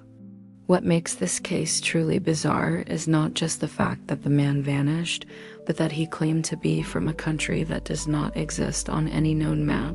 Taured, the story first appeared in Western accounts sometime in the late 20th century, with various sources giving slightly different details about the event. The most commonly cited version places the incident in July 1954 at Hira Airport, formerly Tokyo International Airport. On this particular day, as passengers disembarked from an international flight, customs officials began their routine questioning of travelers. Among them was a middle-aged, well-dressed, European-looking man with a briefcase, speaking fluent Japanese, French, and several other languages. At first, the man's arrival seemed entirely ordinary. His passport, though slightly unusual in design, appeared authentic, complete with visas showing frequent international travel. However, when the officials examined the document more closely, they were baffled to find that his purport had been issued by a country that did not exist. When questioned about his nationality, the man seemed just as confused as the official. He insisted that Taured was a real country, that it had existed for centuries, and that it was located between France and Spain. He even pointed to a map, expecting to find his homeland instead, where he believed Taured should be. The map showed only the small principality of Andorra. The man grew increasingly agitated, insisting that there must be some mistake. He claimed that Taured had existed for over 1,000 years, and that he had traveled internationally for business many times without issue. As the interrogation continued, officials found more inconsistencies. The currency he carried was from multiple different countries, but did not match any known denominations. His identification documents, business papers, and driver's license appeared genuine, but listed a country that was nowhere to be found. His employer, a company he claimed to have worked for years, was contacted only to reveal that no such person had ever been in their records. Even the hotel he had booked for his stay in Tokyo had no reservation in his name, despite his insistence that he had stayed there multiple times before on previous business trips, baffled and suspicious. The Japanese authorities detained the man in a secure hotel room under guard while they investigated further. They confiscated his passport and documents, keeping them locked in an airport security office. The following morning, when officials went to check on him, the man had vanished. The room showed no signs of forced entry or escape. The guards reported that no one had entered or exited the room throughout the night. Even stranger, his personal documents, including his passport, which had been kept under lock and key, were also gone.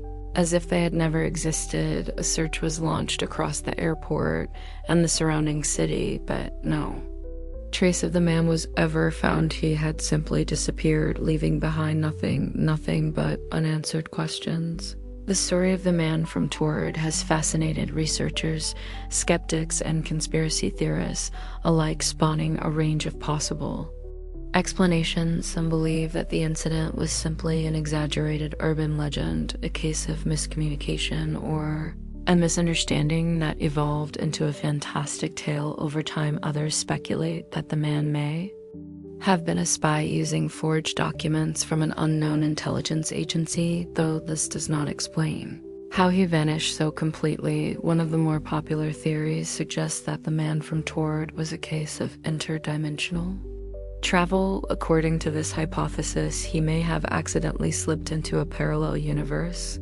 one almost identical to ours, but with slight geographical differences, such as the existence of Taured instead of Endor. If true, this would mean that his disappearance was not an escape, but rather a return to his own timeline. Some proponents of this theory point to quantum physics and the concept of the many worlds interpretation, which suggests that multiple versions of reality exist simultaneously with occasional unexplainable overlaps.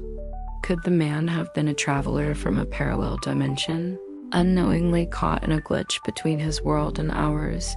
If so, how many other such incidents might have occurred throughout history, dismissed as hoaxes or hallucinations? Others believe the incident was the result of a government cover-up. If the man's identity and documents were fabricated, it is possible that he was involved in some classified intelligence operation. His disappearance may have been orchestrated either by those who wished to erase his presence or by an agency that swiftly removed him before further questions could be asked. The Cold War era was a time of intense espionage activity, and many unexplained disappearances from that period remain unsolved. There is also a psychological explanation for the case. Some researchers suggest that the man may have suffered from a dissociative or psychotic episode, genuinely believing he came from a place that did not exist. In such a scenario, his documents might have been elaborately forged by himself or an unknown entity, and his disappearance may have been due to suicide, an unnoticed escape, or an external intervention that remains unknown. However, skeptics argue that there is little concrete evidence that the event even occurred. No official records from Japanese authorities confirm the story, and it primarily exists in secondary sources, many of which appear to be based on anecdotal retellings rather than verifiable documents. Some suggest that the tale originated from a misinterpretation of real historical events conflated with other accounts of mysterious travelers and lost identities.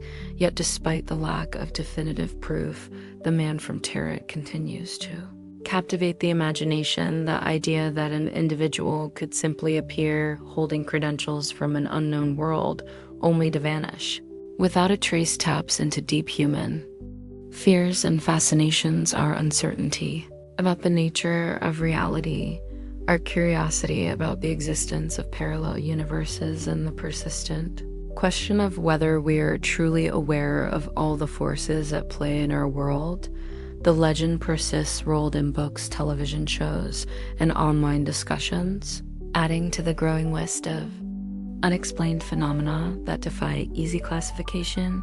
Was the man from Taured a spy, an accidental visitor from another dimension, or merely the subject of an elaborate hoax until more evidence emerges. If it ever does, his story remains one of the strangest. Mysteries of the modern age, an unsolved riddle at the crossroads of history, science, and the unknown chapter.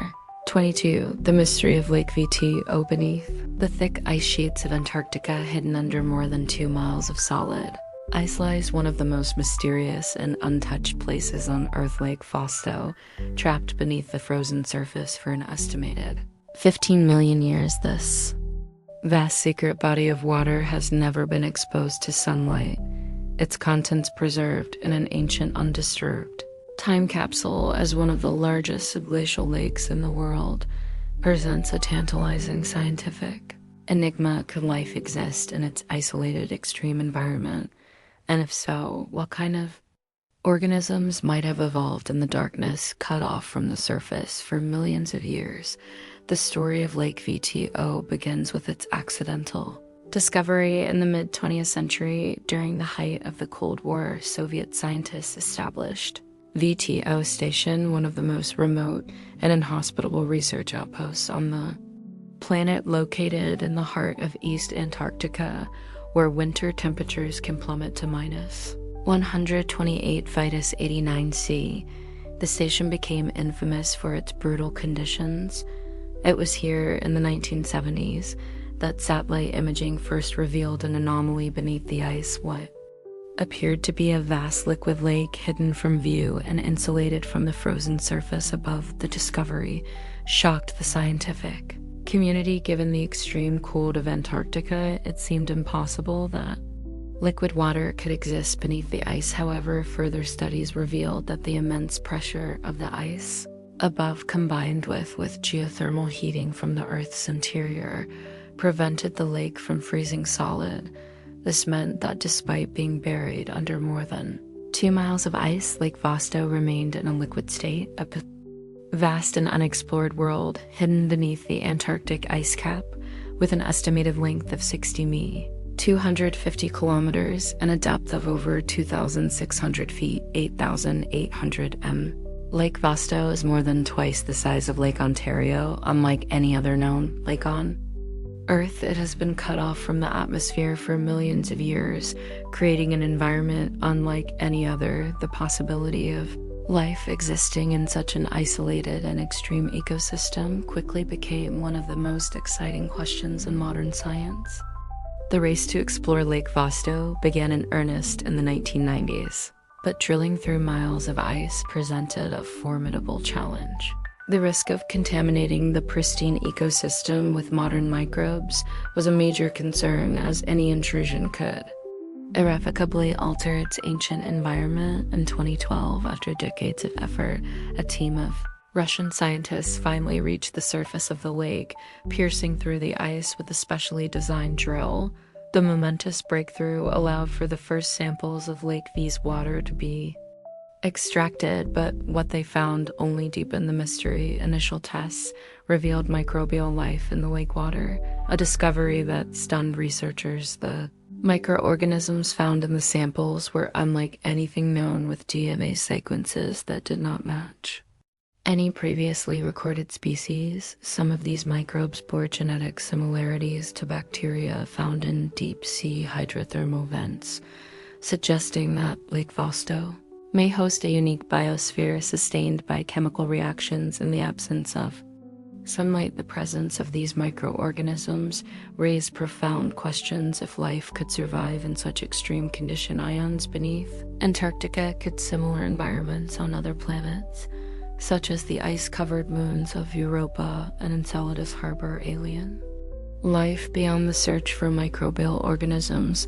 Lake VTO has also been the subject of bizarre theories and speculation. Some researchers have proposed that the lake's isolation and extreme conditions might have led to the evolution of unknown life, or perhaps even complex undiscovered organisms that have adapted to an environment entirely separate from the surface world.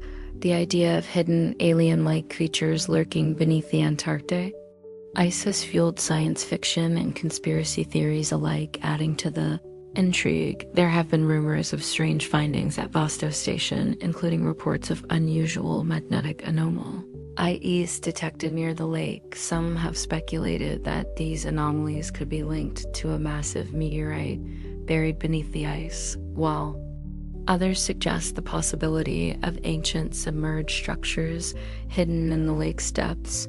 The notion that an ancient civilization or unknown phenomenon could be buried beneath the Antarctic ice has given rise to speculation about everything from lost cities to secret military experiments. In recent years, renewed interest in Lake Vosto has led to more sophisticated research methods, including remote sensing and advanced ice-penetrating radar.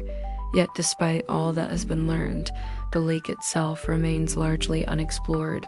The technology required to send a robotic probe beneath the ice, capable of withstanding the immense pressure and retrieving samples without contamination, is still in development. The potential for new discoveries, whether microbial life, geological anomalies, or something even more unexpected, keeps the scientific community on edge. The implications of Lake Vosto's secrets extend far beyond Earth. If life is thriving in its extreme sunless waters, then similar environments in our solar system could also be capable of sustaining life.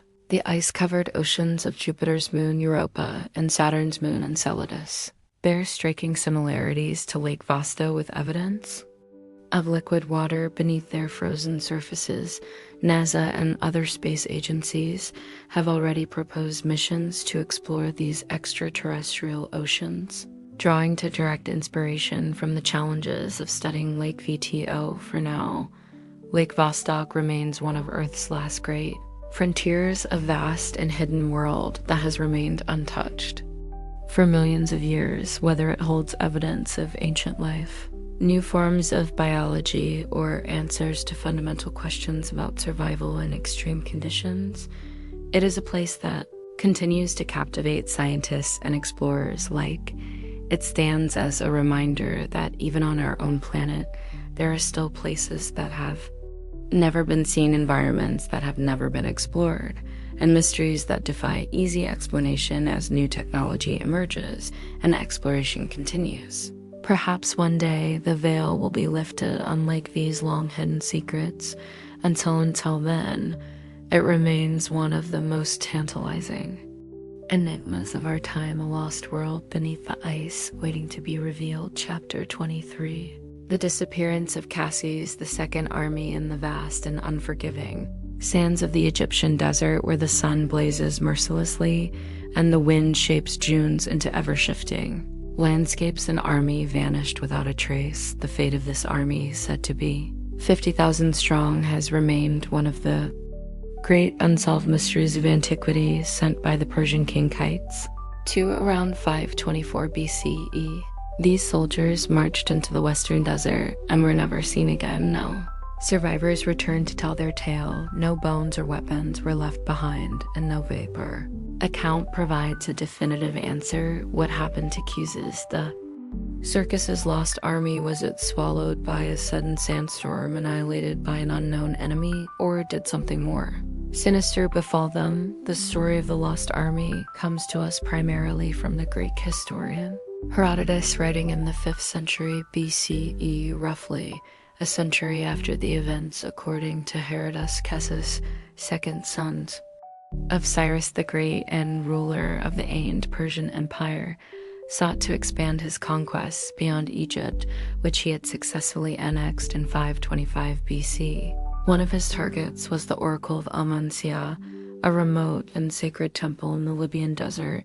The priests of Amun had refused to acknowledge Campuses as Egypt's legitimate ruler, and some say the Persian king sought to punish them for their defiance. Others speculate that Cams, ever the ambitious conqueror, wanted to claim the oracle wisdom for himself, much as Alexander the Great would famously do. 2 centuries later, Herodotus recounts that Cambyses the Stone dispatched an army of 50,000 men from Thebes, instructing them to march west across the vast desert towards Susa. The army, consisting of Persian warriors, Egyptian conscripts, and supply Carriers set off on what should have been a grueling but manageable journey. They advanced into the desert, reaching the oasis of Kaga, where they likely rested and resupplied before continuing from there. They marched deeper into the uncharted sands, their final destination, the fabled sewer. Oasis, then they disappeared. Herodotus offers a chilling explanation for their fate. He claims that as the army pressed onward somewhere, in the middle of the desert, a massive sandstorm descended upon them. Without warning, the sky darkened, the wind howled, and an apocalyptic torrent of sand engulfed the entire force. Blinded, suffocated, and disoriented, the soldiers were swallowed by the dunes, their bodies buried beneath the shifting sands of the Sahara, never to be found again for centuries. This account was accepted as historical truth, and the image of a mighty army vanishing beneath a sea of sand became one of the most haunting stories of the ancient world. But as time passed, scholars began to question whether such an event could have happened exactly as described. Could an entire army, thousands of men, horses, weapons, and supplies truly disappear so completely, or did something else take place, something that left no trace? One alternative theory suggests that the army never actually reached the heart of the desert. Some historians propose that logistical failures such as inadequate water supplies or poor planning led to mass starvation and desertion before they ever reached their intended destination. The Western Desert is one of the harshest environments on Earth, where temperatures can soar above 125-50 C during the day and plummet at night. If the Persians underestimated the difficulty of the journey, they may have succumbed to exhaustion, dehydration, and heat stroke, leaving scattered remains that were later covered by the shifting dunes. Another theory posits that Sis's army was not lost to the desert, but rather ambushed and destroyed by a rival force at the time. The Persian occupation of Egypt was not universally accepted, and rebellious factions, including remnants of the defeated Egyptian army, could have staged a devastating attack. The Libyans, native desert dwellers with an intimate knowledge of the terrain, may have also played a role if the Persian force was lured into an ambush, slaughtered, and their bodies disposed of. It would explain why no trace of the army has ever been found. Adding to the intrigue, there are accounts suggesting that Cambyses' army may have met a more sinister fate. Some speculate that the expedition was betrayed from within, perhaps by guides who led them astray, or by commanders who plotted against Case rule. It is even possible that the story of the army's march was exaggerated or fabricated by later historians, using it as a cautionary tale about hubris and the dangers of overreaching ambition for centuries. The disappearance of Cus's II's army was considered one of history's great unsolvable riddles. Then, in the 20th and 21st centuries, archaeologists began searching for tangible evidence of the lost soldiers. Several expeditions scoured the Western Desert, hoping to find remnants, shields, bones, weapons, or even Persian inscriptions that could confirm the story. In 2009, Italian archaeologists Angelo and Alfredo Castiglione announced that they had discovered what could be the remains of the lost army in a remote part of the desert near the sewer oasis. They uncovered human bones, Persian style, arrowheads, and fragments of weapons buried in the sand. The discovery was hailed as potential proof that the army had indeed perished in a massive storm or battle. However, other scholars have urged caution, arguing that the artifacts could have belonged to another period or might not be conclusively linked to Sis's expedition. Despite these discoveries, no definitive proof has been found that fully explains the fate of the lost army, the desert vast and ever-changing guards its secrets. Well, if Herodotus' account is accurate, the bodies of the soldiers may still lie buried beneath dunes that shift and reshape themselves over millennia. Their final resting place lost to time, the legend of Cambyses II's lost army continues to inspire explorers, historians, and adventurers. Whether it was buried by the wrath of nature, slaughtered by enemies, or lost due to human error, it remains one of antiquity's most enduring mysteries. As technology advances and new methods of remote sensing, satellite Imaging and ground-penetrating radar improve perhaps. One day, the desert will yield its secrets. Until then, the story of the lost. Persian army lingers like a ghost in the sands, silent, unresolved, and waiting to be discovered. Chapter 24, The Legend of the Lost Dutchman's Gold. Mine in the rugged, sun-scorched wilderness of Arizona's superstition. Mountains where jagged peaks and deep canyons create a landscape both mesmerizing and forbidding. Whispers of a hidden fortune have lured countless adventurers, prospectors, and dreamers for more than a century. The legend of the lost Dutchman's gold mine is one of the most enduring and tantalizing mysteries of the American West, a tale of unimaginable wealth, cryptic maps, and an untold number of fortune seekers who have vanished or perished in search of the fabled treasure. Some claim the mine is cursed, others say it never existed at all, but of those who believe the promise of gold still glimmers beneath the Arizona sun, buried somewhere in the heart of the Superstition Mountains, waiting for the right person to uncover its secrets. The story of the lost Dutchman's mine is a complex web of folklore, historical accounts, and conflicting reports, but at its center stands a single enigmatic figure, Jacob Waltz. Despite being referred to as the Dutchman, Waltz was actually a German immigrant. The term Dutchman likely being a corruption of Deutsch, meaning German. Born in the early 19th century, he eventually made his way to America, where he worked as a prospector, farmer, and occasional miner. Sometime in the mid to late 1800s, he allegedly stumbled upon one of the richest gold deposits in history, and untapped amount of astonishing purity hidden deep within the Superstition Mountains. According to legend, Waltz kept the location of his mine a closely guarded secret, revealing it to no one. Some versions of the story claim he discovered the mine with the help of a Mexican family who had inherited knowledge of its location from Spanish explorers who had once worked the land. Others suggest he found it by chance, or more darkly, that he murdered its original owners to take possession of the wealth for himself. Whatever the case, Waltz reportedly extracted large amounts of gold over the years, using various excuses to explain his sudden financial windfalls. Some say he would occasionally appear in town with saddlebags full of gold, or so pure it needed almost no refining.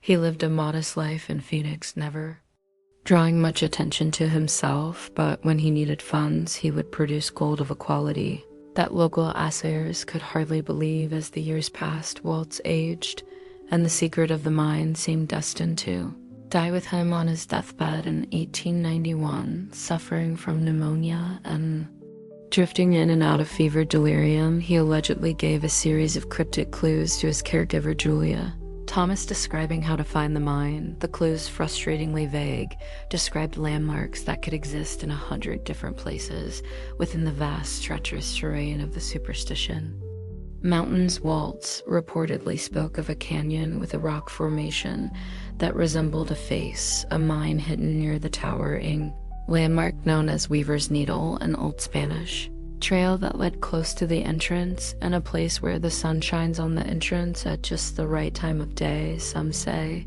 he even scrolled a rough map before he died, but if he did, it was either lost or so unclear as to be useless after Waltz's death. Julia Thomas, convinced of the mine's existence and hoping to claim its riches for herself, organized an expedition to find it. She and her companions scoured the Superstition Mountains, following Waltz's last words as closely as they could.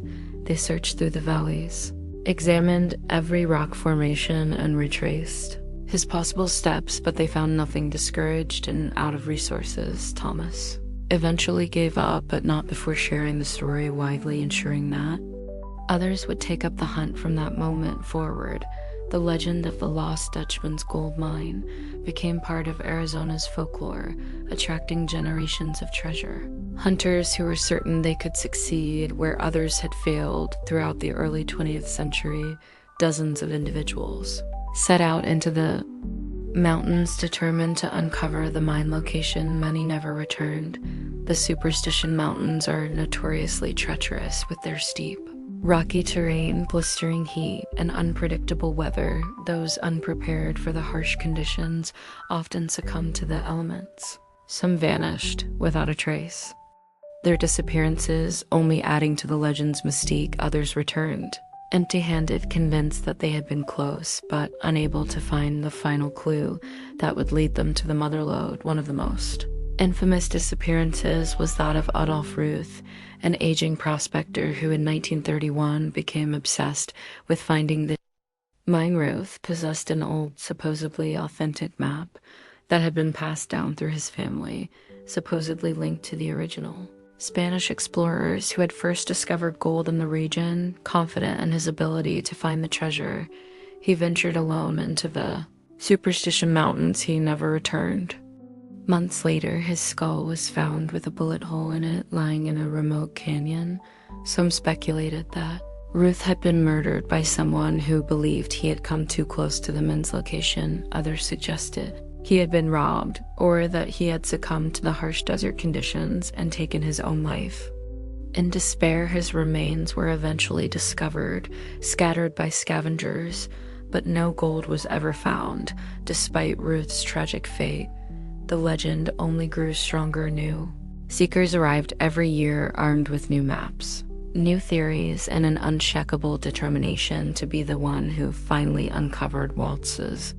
Secret, some believed that the mine was hidden in a part of the mountains that had since collapsed, burying it forever beneath tons of rock. Others insisted that the mine had never been a natural formation at all, but an old Spanish or Jesuit treasure, cached deliberately concealed centuries earlier and designed to remain hidden. There were even those who claimed the mine was cursed, that the spirits of those who had died searching for it would forever guard its secrets, ensuring that no one would ever claim its wealth. Through the decades, reports of strange occurrences only deepened the mystery. Some treasure hunters spoke of eerie lights appearing in the mountains at night, ghostly figures glimpsed in the shadows, or the feeling of being watched by unseen eyes. Others claimed to have been chased away by armed men who seemed determined to protect something hidden deep within the wilderness. Theories ranged from the plausible to the fantastic. Some said a secretive group had found the mine long ago and still guarded it, while others whispered of ancient curses, supernatural forces, or even lost tunnels that led to a hidden underground city of gold. Even into the modern era, the search continues. Despite advances in technology, aerial surveys, and satellite imaging, no confirmed evidence of the lost Dutchman's mine has ever been found. Geologists point out that the geology of the Superstition Mountains is not ideal for gold deposits of the type described in the legend, casting doubt on whether such a mine could exist at all yet. The lure of the treasure remains as irresistible as ever. New expeditions set out every year, some driven by serious research, others by nothing more than hope and desperation. For many, the legend of the lost Dutchman's gold mine is more than just a story of hidden treasure. It is a symbol of the eternal human quest for fortune, adventure, and the unknown, whether buried beneath the desert floor, concealed behind an unmarked rock face, or lost forever to time. The mine has become a part of American myth, a golden dream, shimmering just beyond reach. And as long as there are those willing to brave the heat, the cliffs, and the endless mystery of the Superstition Mountains, the search for the lost Dutchman's treasure will never truly end. Chapter 25, The Man in the Iron Mask. In the annals of history, few prisoners have captured the imagination of the world as much as the mysterious Man in the Iron Mask. His identity has been the subject of speculation for more than 3 centuries, inspiring novelists, historians, and conspiracy theorists alike locked away in the most infamous prisons of Louis XIV's France. His face permanently concealed by a mask, his name erased from records, and his crime unknown. This enigmatic figure has become one of history's greatest unsolved mysteries. Who was he?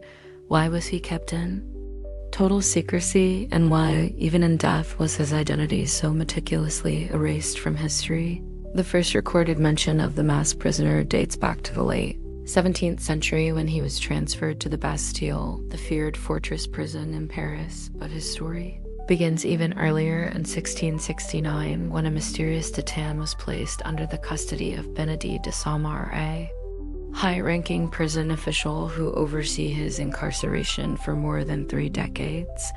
According to official records, the prisoner was first held in the Pignol prison in southeastern France, a fortress reserved for high-profile captives. Pignol house disgraced nobles, political prisoners, and those who had fallen out of favor with the French court.